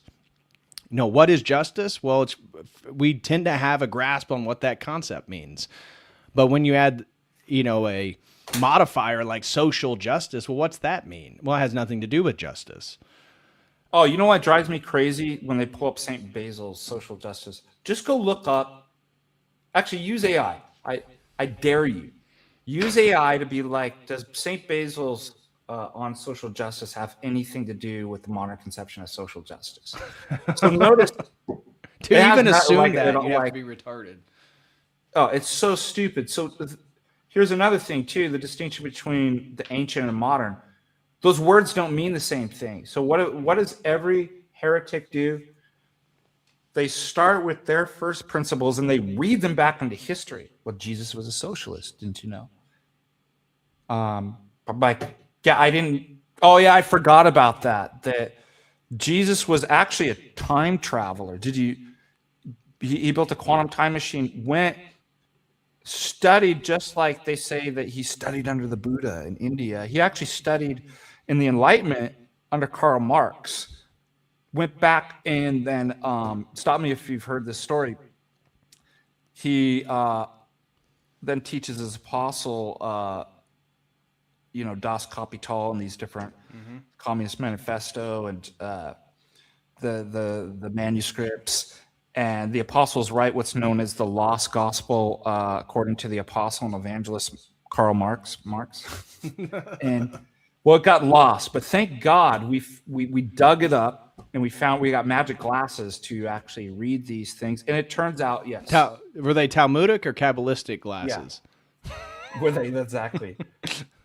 I was just like, this is so stupid. Like, communalism and these different things that you might have saw in the ancient Christian societies were not premised on Hegelianism and dialectical materialism. Sorry to tell you that. And guess what? Those societies became monasteries. Number two, women were not allowed to hold positions of authority and power. Number three, they were they weren't egalitarian in terms of authority. Like, they were highly hierarchical and patriarchal, and no other religions were allowed. Now, if you want to build a society like that and redistribute wealth, I actually might go to it. No, like, oh, no, that's not. Well, again, we can root all of this in this kind of denial of nature, the nature at which the ancients understood. There are real essences. There really is something, the distinction between male and female and how they work. How the individual works in a family. All of modernity is premised on radical individualism. I mean, think about Descartes. Yeah. He literally proves he exists first. Then God exists because Descartes exists. I am. Right? You see in the icon, the I am. Descartes actually is like, I am. Then the rest of the world exists. So it's this kind of like narcissistic solipsism where just like, I'm in my head. Everything we're talking about is premised on that. But in antiquity, this view of nature and man's relation, there is no individual I. Take a baby from their parents, put on the grass for a couple of days, it dies. So you're born into a community, and the polis is an extension of nature, the nature of the family, right? Right. So kind of just tying back to kind of all of these things. So it's like, no, they were not socialists, right? Because all of those are premised on everything that we said. A mechanization of nature, right? A reinterpreting in terms of like Hegelian dialectical materialism, right, of just manipulation of economic forces and this kind of progressivism of Hegel, right, and radical individualism, which is ironic, isn't it, that it's supposed to be communism and socialism, but it's like, it's actually, the starting point is the I, the individual. Anyways, I'm ranting, but no, that's a good rant. I'm with you. I just get so mad. I get charged up. Major shout out to John Kell, been a COTEL crew member for 8 months. He said, God bless y'all. God bless you, brother. And Emperor Tinfoil gifted a COTEL crew membership. Thank you very much. And Arsenio said, Lord Jesus Christ, have mercy on me. Absolutely. Guys, if you have any questions, feel free to ask FDA over on his channel or over here. I just want to remind everybody, get your tickets for MontaNIka. We're having a conversation on the theology and philosophy of Orthodoxy and its relationship to nature. And this is the conference topic this year for MontaNIka 2026. And there's 50 tickets left, or maybe even less now at this point. But use the link. I'll share the link here. Get your tickets. It's going to be a fantastic conference. I'm telling you, this is more of a retreat than a conference. We've already established. This is multiple days, June 4th through the 7th. And it's a great experience. Not only are you going to see incredible natural beauty, I promise you that, being in Montana, but the natural, organic relationships that you'll form with people will be long-lasting. One of the individuals I very much look forward to seeing is Father Russell. Oh yeah, I haven't seen him in, well, it'll be 3 years when I show up. So I think most of the priests are showing up from Montana. And, you know, they're wonderful priests in their own ways. But Father Andrew, Father Panagiotis, 35 days. 35 days. Can you believe it? Everybody procrastinates. They're going to sell out. Like, you get in before the door of the kingdom shuts, and you can't. Doesn't it talk about in Scripture about the behold the MontaNIka Conference that comes at midnight? I think I remember reading that. Blessed are those who keep watch and purchase their tickets or something. I don't know what. It's something like that. I think you're paraphrasing, but yeah, it's something like that. So, guys, get your tickets. I think Josiah Elleron has already said he's going. Snagglebeast is going in the chat. Myself, my wife Jenny will be there. It's going to be a fun time. I always look forward to going up to Montana. And we're going to make it a true exploration for my wife and I. For those of you who didn't join at the beginning of the stream, we're actually taking a week just to drive through the Rockies and go wherever we want to go just to see. Because who knows, with the state of the world right now, you may never get another chance. Well, that's what people are always like, I'll go next year. I've just told people there one's not going to be a next year. Eventually, there's not going to be. People do this every time. Oh, I can't afford. I'm like, that's a lie. We live in a debt society. Of course you can afford going to debt. Zorch, he got tickets. Nice. But I'm going to tell, there is no 2027 MontaNIka. And if there is, then glory to God. But let's just treat it it's our last chance. Yeah. To make it up here. Don't procrastinate. St. Paul says, redeem the time. What's the devil's trick? I've got more time. I'll do it later. How about I go to confession next year, guys? I'm clergy shaming you. Get up here. Now he's shaming you guys for not going to confession. Man. Yeah. He's about to hit us with some brimstone preaching here. Yes, Lord. So, yeah, get your tickets, guys. I can't wait to meet people. Zorcht said, I sold my skin on Craigslist for tickets. You can too. Oh, yeah. Hey, you got to make it work. You know, everybody's got to buck up and sacrifice. And if that means selling your skin suit. Complaining anymore. Yeah, if it means selling your skin suit. I can't. It's too far.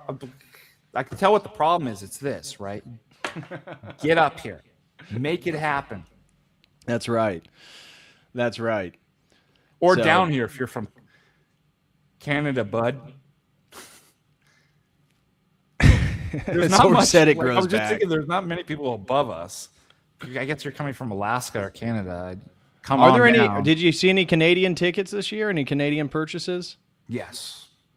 So there are some Orthodox going from Canada. Father Ron's coming. Father Ron's from Canada. I don't know if I know Father Ron. Yeah, Father Ron's cool. He's been doing a lot. He's up and coming, kind of doing apologetics, and he's been on Cleve a lot, and Alex, and Father Russell's gone on vacation for I guess 5 more weeks. He's in Serbia right now. Let me give you his address so you can bother him while he's on. Anyways, so. We have Father Ron filling in. He'll be back. He was with us last week. He'll be back this weekend. And then I think 1 more week. And then we have Father Ephraim from the monastery filling in and stuff like that. And then Father Paul coming up. And then it's Pentecost and then straight into the conference. So I'm not even going to see Father Russell until Pentecost. Are we going to be smoking some cigars this year? I mean, we need to get something, a local whiskey of some sort. Need to get a flavor of Montana. We always hit up their breweries. You guys have great breweries up there. Yeah, good breweries. We've got the distillery head frames, and they're always so nice to You got some of the kind of dodgy bars if you want to check out, like Pisser's Palace up in Walkertown. And what was the other one? There's a couple like I actually haven't been in, but like they're pretty rough. But What's the one that you got to go underground? That it's like a speakeasy. oh yes, what is the name of that? They used to be owned by that one's cool. We always go there. Speakeasy. Shoot, that's a good. Look it up. Somebody in there. Somebody in the chat, look it up. Somebody look it up. It's a speakeasy in Butte. It's always a good time. That's just the most fun. That we've got a new kind of nice or Irish bar called Solange. That's pretty cool, and it's got it's like 2 levels, and I think actually it's 3 maybe. No, 2 levels, and on the deck it's got like this canopy, and you can play. What's the bean bags where you throw into cornhole. And you can take your beers up there, and it's basically kind of like a tap house, sort of like the first place that we went. So you had like all kinds of beers, but they also have can serve alcohol there. We have a new Irish restaurant, Sean O'Donnell's. That's awesome. So Butte's a funny, awesome city. Butte, America. It was the second largest city in the United States this side of Chicago. And it had a kind of a boom bust. It was a place where all the actors went. It's where Evel Knievel grew up. So there's Evel Knievel's from Butte. I did not know that. And the oldest Chinese restaurant is in Butte. So there's this amazing kind of history. You've got the mines and the underground tour, right? That remember the tunnels where they would do the prostitutes, and the Chinamen couldn't be seen during the day, so they would run working while they were running through like kind of brothels and stuff like that. So that's the kind of era of the speakeasy and like all this kind of stuff. So it's like a really amazing history. Everybody loves Butte. It's a real kind of like worker, blue collar kind of town. But you really get this taste of America and the unique Serbian history there. The Serbian history, do you know it's also currently has the largest Irish population in the United States, larger than Boston? Yeah. Really? I wouldn't expected that. Per capita. Wow, that's interesting. Probably more. Yeah. That's very interesting. Yeah, guys, get your tickets. I'm telling you, it's going to be a blast. Jared Fetzer, shout out to Jared, man. I haven't seen or chatted with you in forever, man. We miss you over in the Logos Academy. Would love to catch up. Jared Fetzer throws in 10, says, I've always thought all the philosophers were wrong. Well, you weren't wrong in thinking that. I was just always too ignorant to say why. Also, sorry, it's been a while. I'll be joining the COTEL crew. Oh, excellent, Jared. God bless you, man. Hope you and the family are doing well. You're not wrong to say all the philosophers were wrong. That's what Father Deacon's already said. And the point is to become less ignorant so you can articulate why.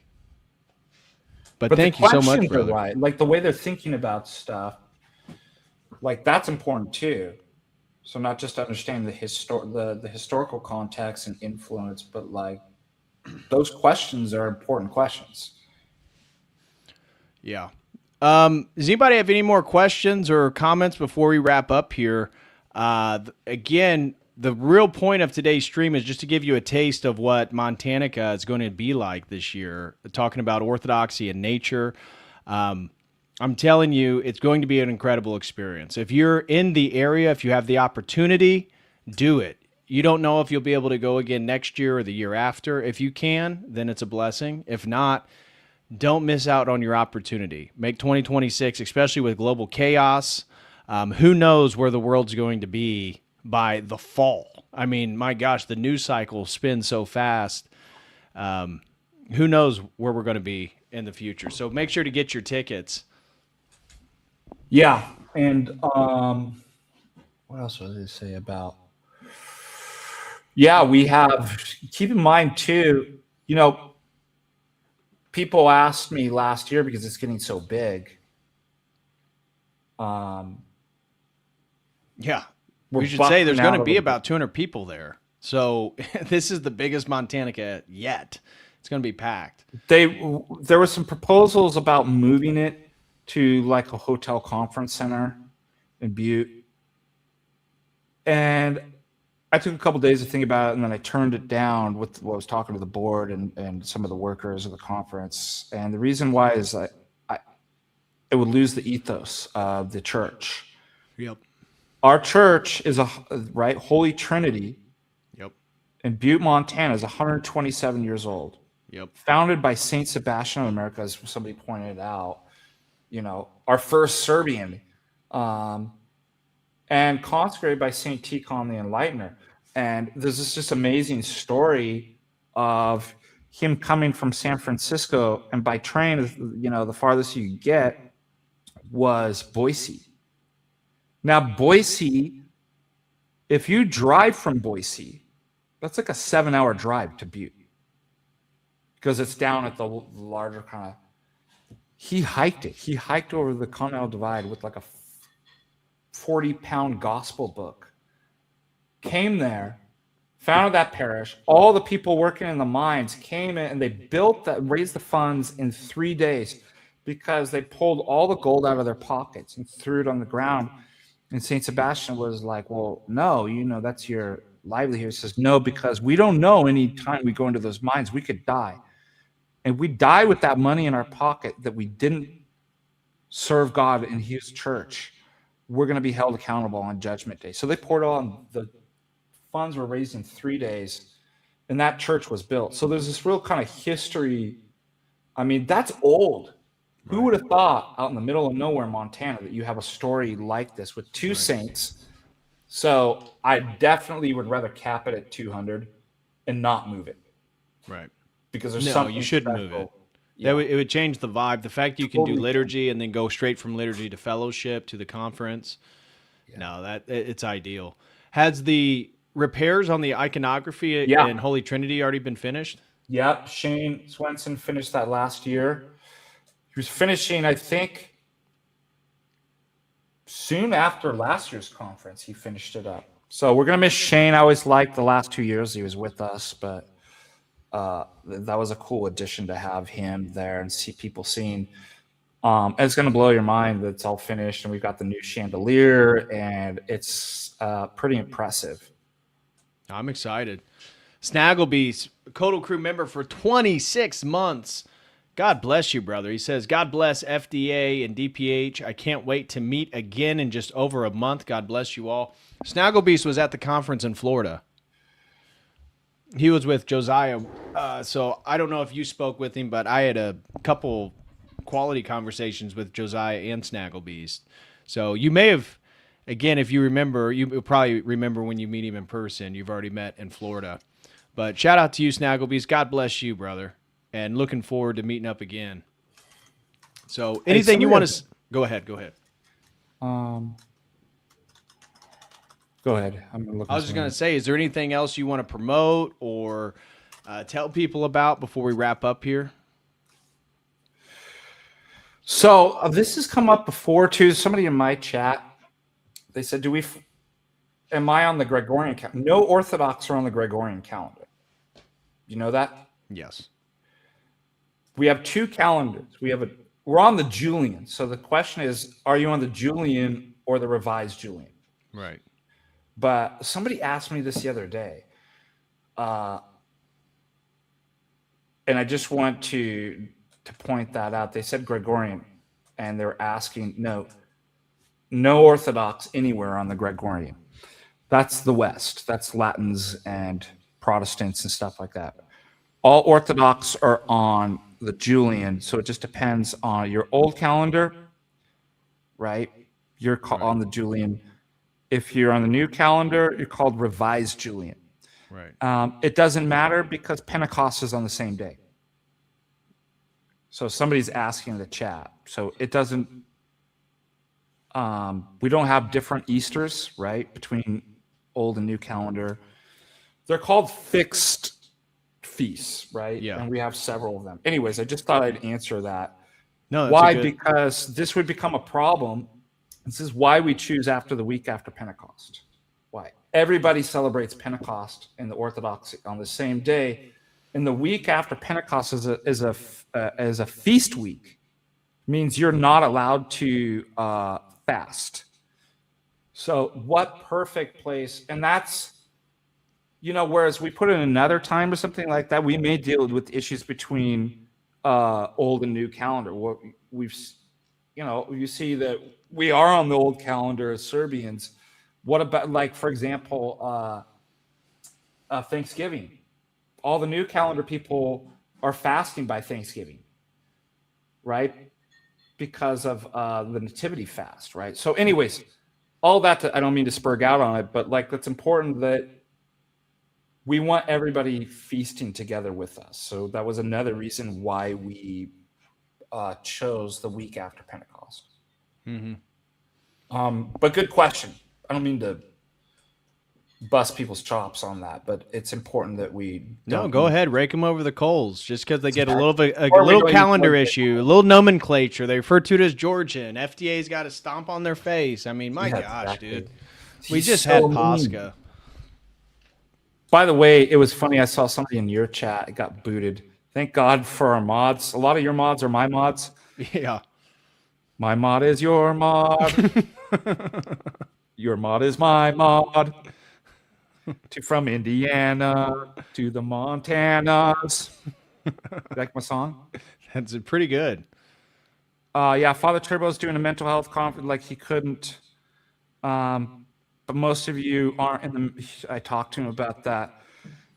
Most people are not in the mental health industry, so he says it shouldn't dip into our conference. If it does, you are to blame, as always, right? The audio goes down, not my fault. It's your fault. If you can't make the conference, your fault.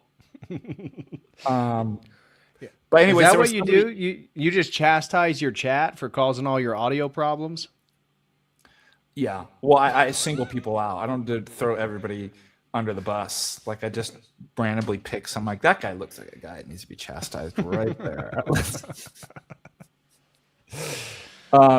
Jenny's coming. We're like, I can't wait for her to see. She can be blown away by Montana. And She's going to be blown away by the whole trip, I think. Oh, somebody has a good question. VIP tickets, you waited too long. They're all sold out. Told you. All VIP are gone? All VIP are gone. And that has to do with space. First of all, John Hears is leading it. He's going to be the Tamada. And yeah. He says, well, tell them what you're saying. The VIP will participate in the Georgian Supra with the presenters. I know I and Jenny, you and your wife, and then the VIP will be joining us for a large Georgian Supra led by John Hears. I might send my wife off to the women's. The women are doing their own kind of. Oh, the women are doing their own thing. Oh, okay. Yeah. So. Oh, great. Even better. We'll be able to have more fun. Yeah, the guys. No women. Yeah, it said on there, you didn't realize on the VIP ticket, no women allowed. Anyways. Yeah, I told people, look, John said, you really don't want to do a Georgian Supra over 25.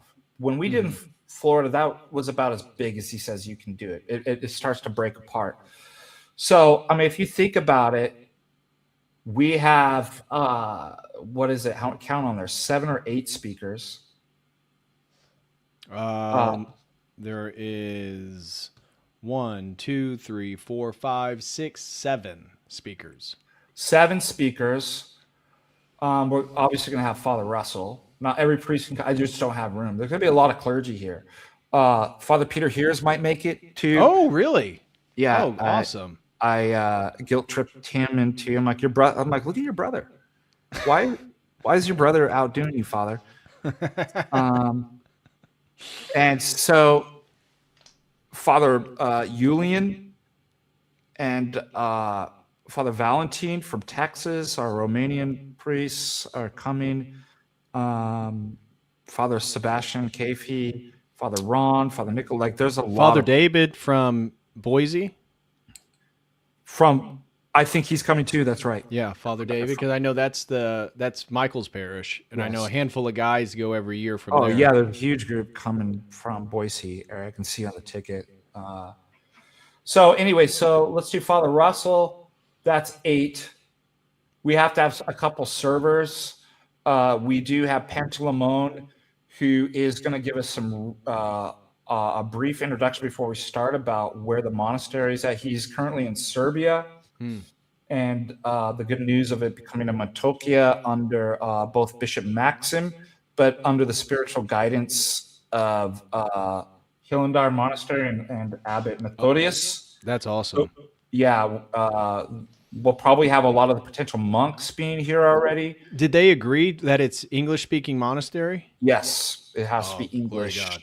speaking. We already have candidates. We're interviewed. I picked up Abbot Methodius with my subdeacon last year, and there were about 50 people that were interviewed. I think they narrowed it down to 20 serious candidates.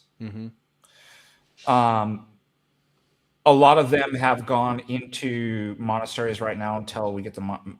Some of them are going to be moving into Butte and be integrated in our, waiting for integrating into our community in Butte, the Holy Trinity, as they wait for the monastic cells to be finished. But we've got some really good news on that. So that's Pantalemon will be there. Two of my readers, one of them's at the reader's house, Reader Thomas's house. So that is 10. We got Neil. That's 11. Do you see, and adding 15 people on there, that's what, 26 people. I'm already 26. over. Yeah. Not including the servers too. I have to have a couple servers to bring dishes and stuff. Yeah. Like that. So I had to cut it off. Like we don't have room, and you don't want it over 25 really. So you missed out. Everybody procrastinated. Yeah, your fault. You lose. Sorry. Also, I want to give a shout out to some of our sponsors. If you go down, if you pull that list up, let's look at our sponsors. Oh yeah. We're gonna have my godfather. Where's the sponsors at? Down at the bottom. Sponsorships. Down. There we go. So obviously we have Lore coming. Lore Coffee with the Patristic Coffee collab. We have Hellenic College Holy Cross in Boston coming out again to sponsor. We have St. Paisios Brotherhood and my godfather, co-founder and director of the St. Paisios Brotherhood, will be there. But look at Logo Cinema, up and coming Orthodox movie dudes that are where you can streaming service. They're also videographers. They're going to be doing the videography. Awesome. Yeah, so we're really excited by our sponsors, and there's still room. If we have a couple other sponsors that didn't want to necessarily be listed, but if you are know somebody that doesn't even have to be an Orthodox business, like Speakeasy is not Orthodox, but that somebody wants to sponsor. Is Speakeasy 41 the Speakeasy we were talking about? No, that's the one next door to. They are Christian. Yeah, they're moving.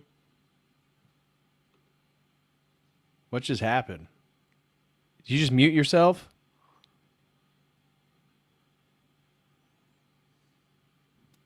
Told you that. His audio problem. He's going to blame it on you guys. Just prepare yourself. Does it work now? Can you hear it? It does. Yeah, I just switched from the kind of a refresh. Yeah, they're not here next door. They didn't renew their lease, but they're still going to support us, and they're looking for a new building. But anyways, they are Christian, they're Protestant, but like the good crew of friends over there. What else? You can come here early. People are getting here early. We have the free camping option at David's ranch property. A lot of people enjoy that. That's located about 25-30 minutes from the parish up in the mountains. It's what we call dry camping, so there are no facilities. I think there is a bathroom, shower. There's one. But obviously, you're going to have to take turns. I ain't going to allow you guys to shower together. One thing, not on my watch. So, I mean, it's just like if you went out camping, you got your tent and stuff like that. But he calls it the compound, right? Because it's this huge, it's got like tunnels, like escape tunnels. Because the people that he purchased from were like preppers and thought the end of the world was coming. So they had all these escape hatches and tunnels, and it's like it can survive a nuclear holocaust. And like there's this huge wall. So it's actually really cool. People love it. I think Father Turtle and the nuns stayed there too, and they really just enjoyed it. So that is a free to bring down costs. You can do that.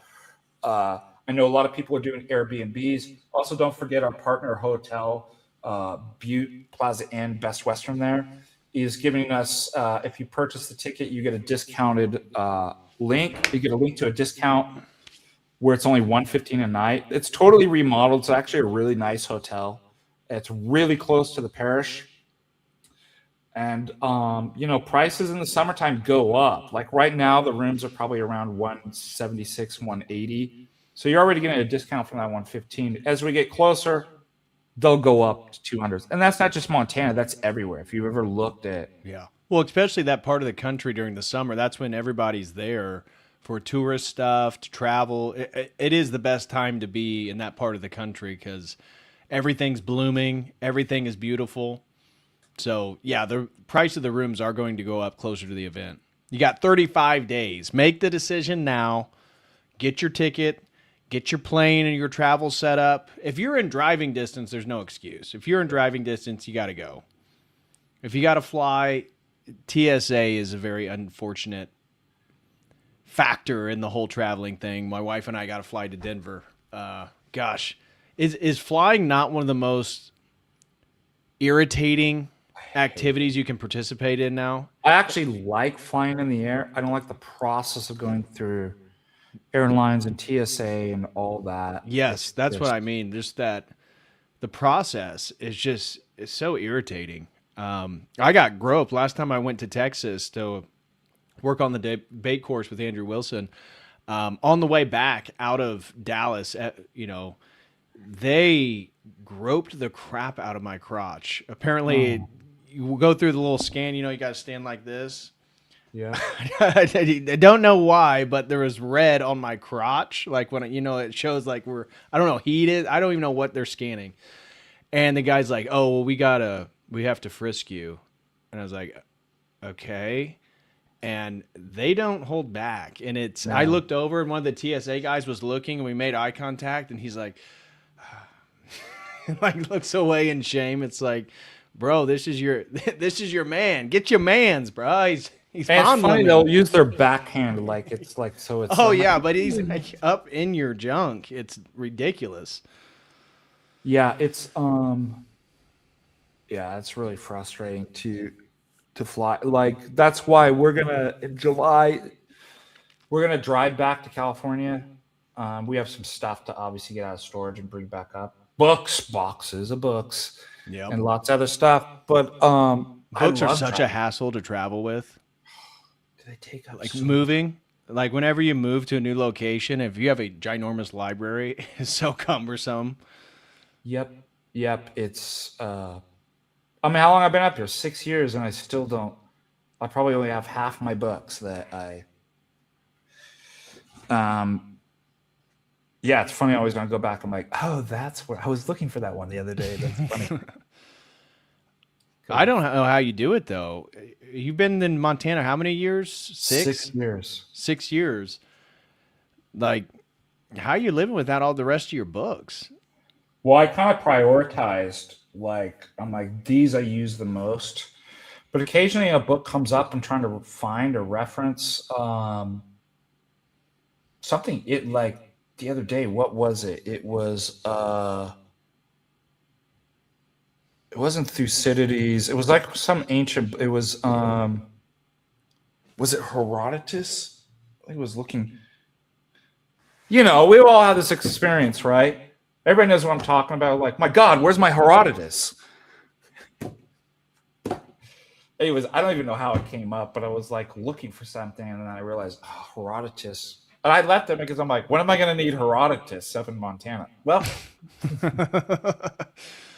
I just feel with my books, like I got to have all of them. I don't, there's so many books I've never even opened since I've set them on these shelves. Now I've only been here for like 6 months, but I got to have all my books.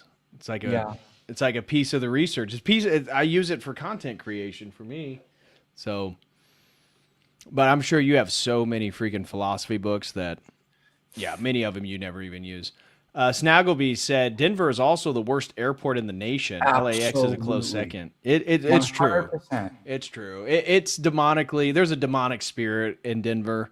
Of course, they have that strange horse out there that killed the guy who created it, Lucifer, the blue horse. You know what I'm talking I didn't about? know that. Well, there's always some weird Oh stuff. yeah, dude. There is a horse that is clearly like demonically inspired. And when the guy built it, it fell on him at the end and killed him. Oh my God. Yeah, I gotta show it to you now. Well, it's like that story I was just telling. I was doing office hours for my seminary students because I teach online at Jordanville now. And we were talking about demonic possession or something. We started with Jim Bob's Christos when he was painting. He's like, we're just going to paint a nice Baphomet horn right here. Have you seen that where he does the... So we're talking about like demonic possession, different stuff like that. I'm like... And I watched recently... Oh my God, that thing does look demonic. Oh yeah, here it is right here. Ooh. It lights I up red watched the eyes at most night. recent Conjuring, Ed and Lorraine Warren, which is so weird. Like, I can't believe that actually. I don't know if you've studied them at all. I mean, or know about them. Mm-mm.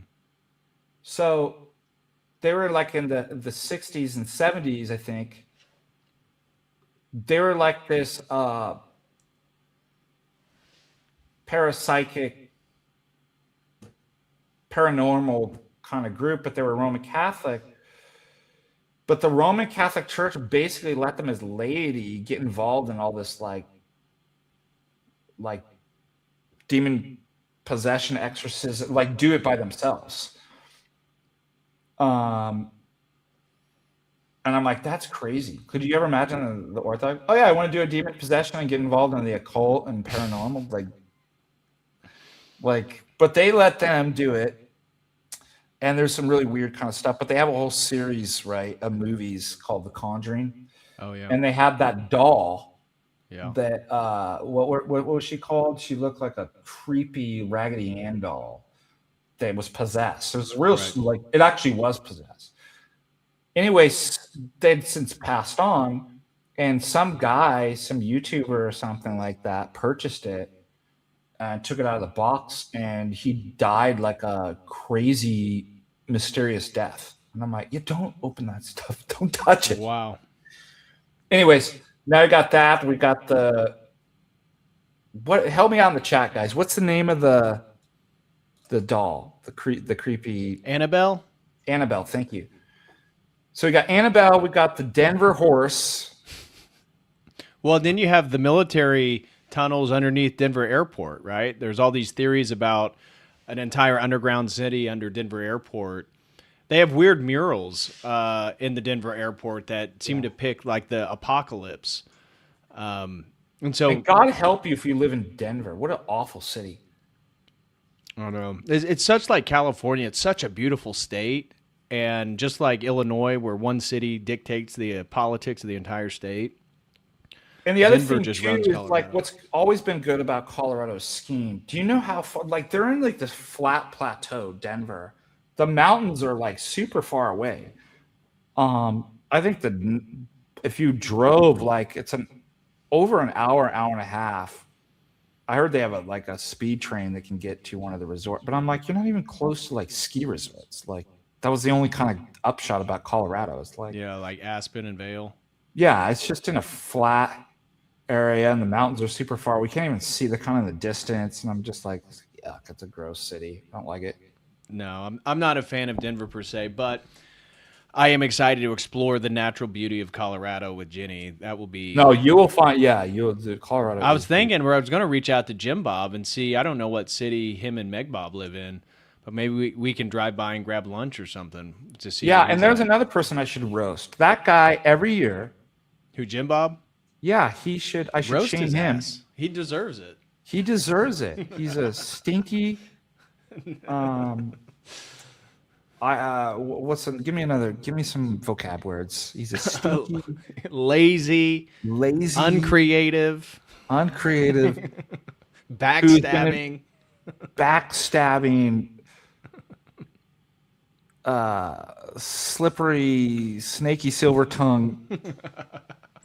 There was some line from like Nietzsche that he called a snaky civic serpentine, or like he had some funny line or critique or somebody. Jim Bob, that's you. 3 years, man. I've been inviting you to come up here. Oh, really? Yeah, he won't. I think there is, if I remember right, somebody told me there's some type of icon conference workshop going on, and he might go to that. But he's a great musician. He is. No, he's incredibly talented and artistic, creative I guy. wish if he experienced MontaNIka, he would know. But so all of you, Oh, he's scared, clearly. he's scared. That's what Crispy always says. Jim Bob's running again. We're supposed to have like a battle of the guitar where I challenge Jim Bob to battle me in Butte, Montana. Butte, Montana guitar battle. Guitar battle. I thought you guys were getting lightsabers.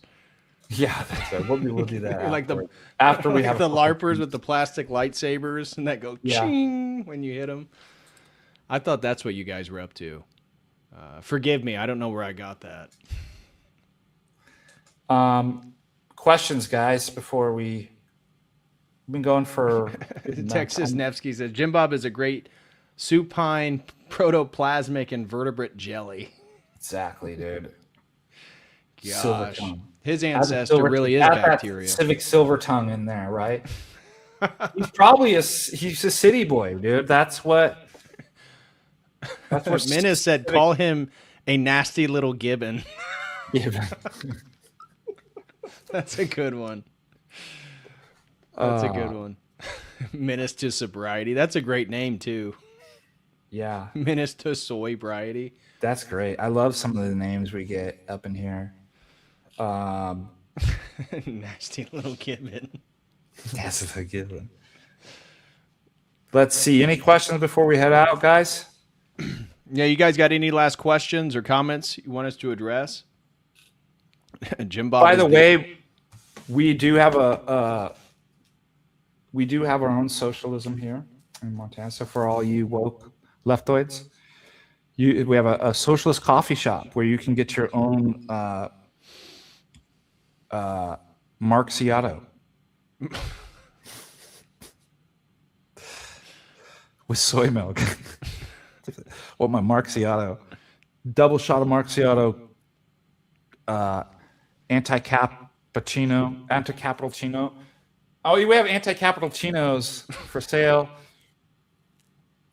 That'd be so funny to have like a troll guy, like a guy set up at like one of the booths where you've seen that guy that does that with the colored hair, and he's got the rainbow suspenders, and he goes to these like town hall meetings. And bro, you just let your ponytail out with that beard. You throw on those suspenders, and people will think that's you.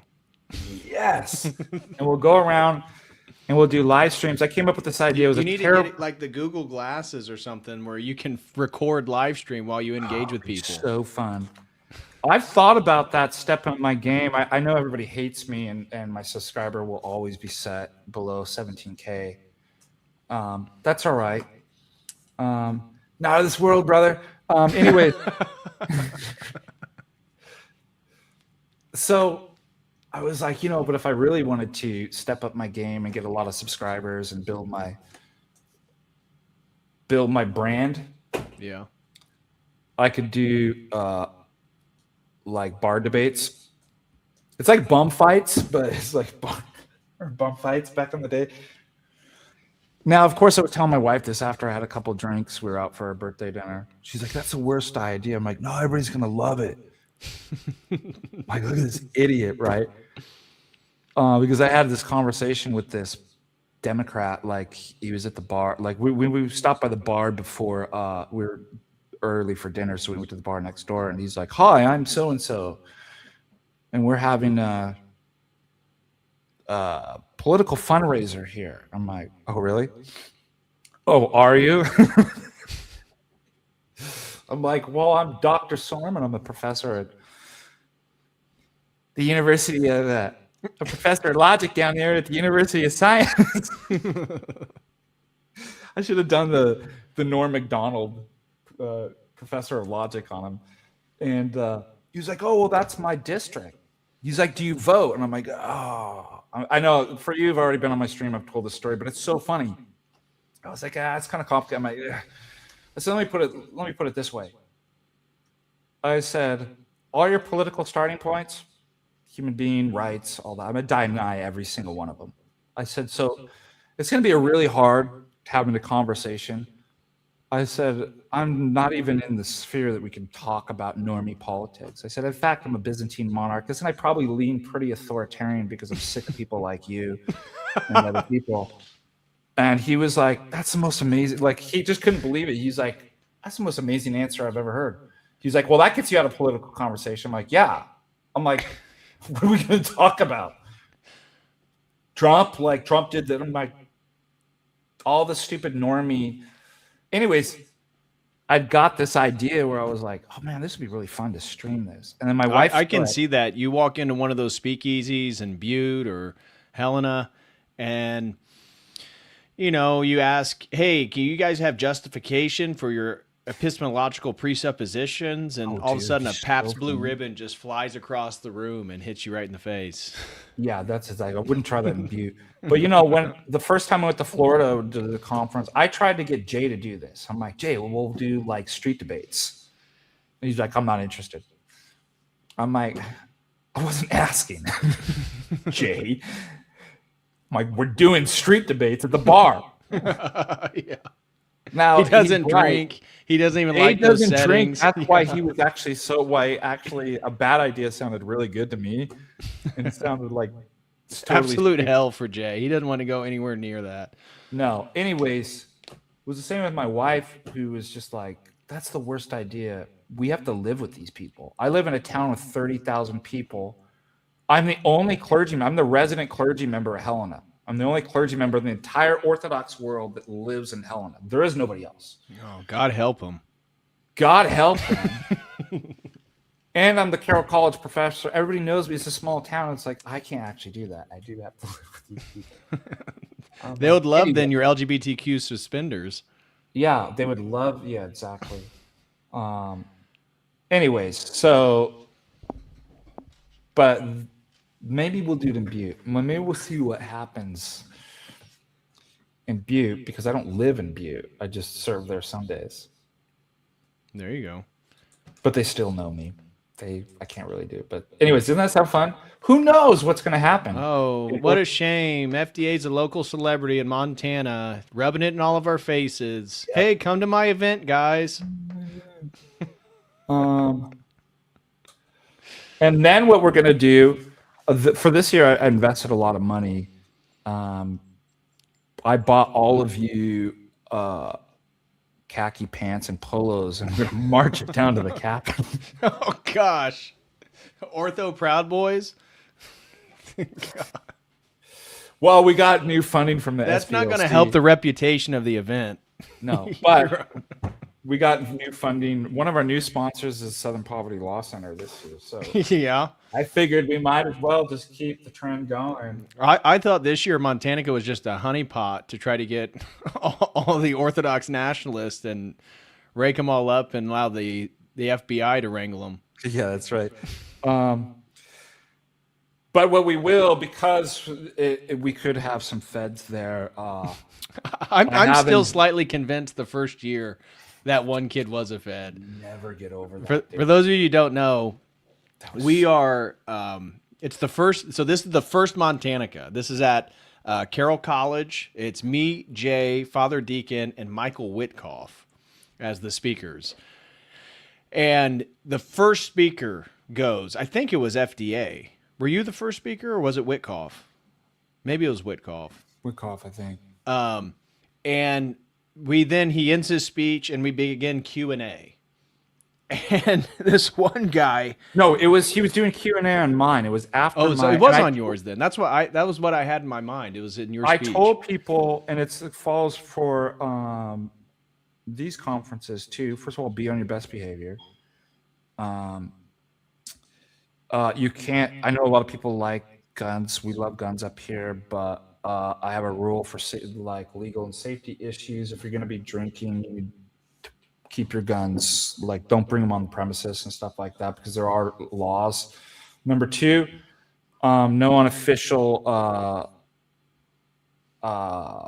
photography. If you want to take a picture, you need to ask the speaker, whoever you want to. And number three, no recordings. And that was one of the first ones that I implemented. These ones that I said were implemented later. But sure enough, well, first of all, people were coming up to me and like, hey man, like, who is that guy? Like, I don't know if he was saying weird stuff to them the night He said weird stuff the night before. We went to that brewery. It was the first night of the first MontaNIka. And he kept talking about, like, what are we going to do? What are we going to do about America? It was the night before. Yeah. And he was talking about, like, getting basically, like, armed militias. And Father Deacon gives his speech. It's during the Q&A. This guy's recording. He's already asked, I think that was during Wyckoff, asked not to record. That was one of the rules. He was trying to record the whole thing. And multiple times during the Q&As, and especially during FDAs, he stands up. He's like, "What are we gonna do, guys? We need to take up arms. What are we gonna do? We need to do something about it." Oh, it's so funny. I think, like, yeah. He's like all this philosophy. But what are we gonna do about it? I'm like, excuse me. Like, and I remember everybody like looking at, and he had that little microphone thing, like it just looked so weird. And I was like, well, we are doing something. We're meeting here, and he's like, no, but what are we gonna? He's like, what are we practically going to do about it? And I'm like, I'll have your butt removed from this premises if you keep that up. So anyway, it became this ongoing joke, like, that we do every year. Like, yeah. But what are we going to do about it? yeah. Philosophy of beauty and iconography and nature, but what are we going to do about it? So this year we will be doing something about it. We will have khakis and polo shirts. And you can have American flags. 1776 is what we're going to do about it. Oh, I plan on bringing all my Israel flags and Israel regalia. I thought this was a pro-Zionist conference. Pro-Zionist. We're going to do the blood moons. We got 10 blood moons in Butte. Blood moon boots. Those are actually in style this year. Ted Cruz is going to be one of the surprise guest speakers. Love that. Why wasn't he going to give a theological discussion on who is the true Israel? But we might have I'll never forget Father Andrew, dude. He's so funny. He's like, turn to your left, turn to your right. Like, he got up and he was like, he was trying to. Father Andrew is like super intense. Yeah. And he's like a man's man, a priest kind of. And so he was trying to set the tone for the beginning of the conference one year. He's like, be on your best behavior. He's like, turn to your left, turn to your right. He's like, any one of those could be a Fed. He's like, you what? Like, just, I'm like, Father, take it down. Oh my God. Yeah, I want some like boundaries and stuff. And, but like, let's not set like paranoia for the beginning. The theme of paranoia. Why he's right behind you. They're going to confuse the social awkwardness of the autist at the conference. Like, that guy's acting weird. I think he's a Fed. He needs to go. It's like, no, he's on to something. So anyways, I invested. We'll have, we do have a lot of law enforcement. I do have, you won't see them. You won't see them coming. They're my security detail. They are armed. Like, if somebody gets out of line, put you down like an old dog. Well, I noticed them right away. When you had like 4, 6, 5 black guys following you around, I thought those must be his security guards. They are parishioners. They're in law enforcement. But what I started new this year is we'll have polygraph. Like when you sign for your registration, if you're hiding anything, we'll find out. We'll go through. And if you don't pass the polygraph, we have a separate. We actually built like we have a new office, Billy. But back in there's actually a waterboarding. We'll get the information. Well, I was told that there was forced confessions that were linked up to the waterboarding and the lie detector. So that's the only way Father Russell can know whether you can commune or not. That's right. That's how. We're just totally paranoid, suspicious. Armed militias up here, and there's people that actually believe they're still going with those stupid lies. Somebody came up from Texas and told Father Russell, "Oh, there's a white supremacist like militia cult up." It's like, how stupid do you have to believe to still believe like that line? Well, and now it's great with the whole SPLC. It's like, there are no such things as white supremacy militia. They're all like Democrats. Yeah. So like you can't use anymore. But people are dumb enough. You got the R word in there, and they just critical thinking just go be like, oh, God, racism, right? So God help you if you're one of those. But like I said, there's even a place in heaven for slow boys. So it's not the end of the world. Although I heard it's filling up fast. Yeah, just like MontaNIka 2026. Right. Yeah. We should do a we was kings, Edomite, anti-Edomite, Yakub conference. If we do 2027, it'll be Yakub, the theme of Yakubianism. Do you think you may invite like an alien gray to actually present so that we could be enlightened a little bit? I was going to do Candace Owens. I thought I figured, tie out everything. Let's see. You just had a super chat come in. Zilch throws in 10 over on Patristic Faith. Says, other than the Orthodox Study Bible, what's your favorite Bible to use? The Greek. I have a Greek with lemon. I have a Greek Bible. Why not use the Greek Bible? That's my favorite Bible. Yeah, I've got like a 127-year-old Actually, Greek Bible. You speak of that. That's what I have right here is the Greek New Testament. What's cool, that one has the Latin right next to it. So it has St. Jerome's Latin Vulgate. So I can so you're a Latinizer now too. I'm a Latinizer. That's wow. What wow. So man, you gave me the best idea. 2027 will be the Latinizer conference. All of you are right. Babies are burning in hell. Thank God. And that penal substitutionary is correct, right? And what else? What am I forgetting? Men can be women. No, with the Latinizers. Yeah. Okay. So men can be with men. Yeah. No Essence Energies Distinction Conference. Absolute mind simplicity. Yeah. Okay. Question. One quick question, then we'll get out of here. Question: Heidegger's being towards death makes post-death consciousness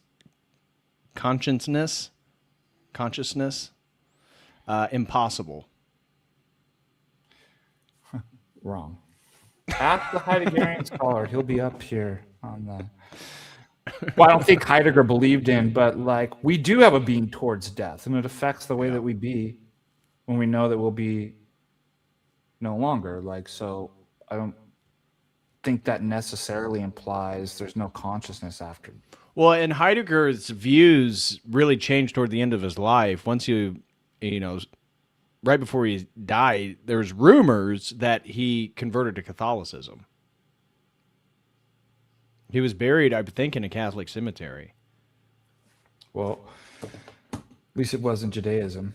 He's like, "Oh, I'm sorry for being at least it wasn't John Hagee's cemetery."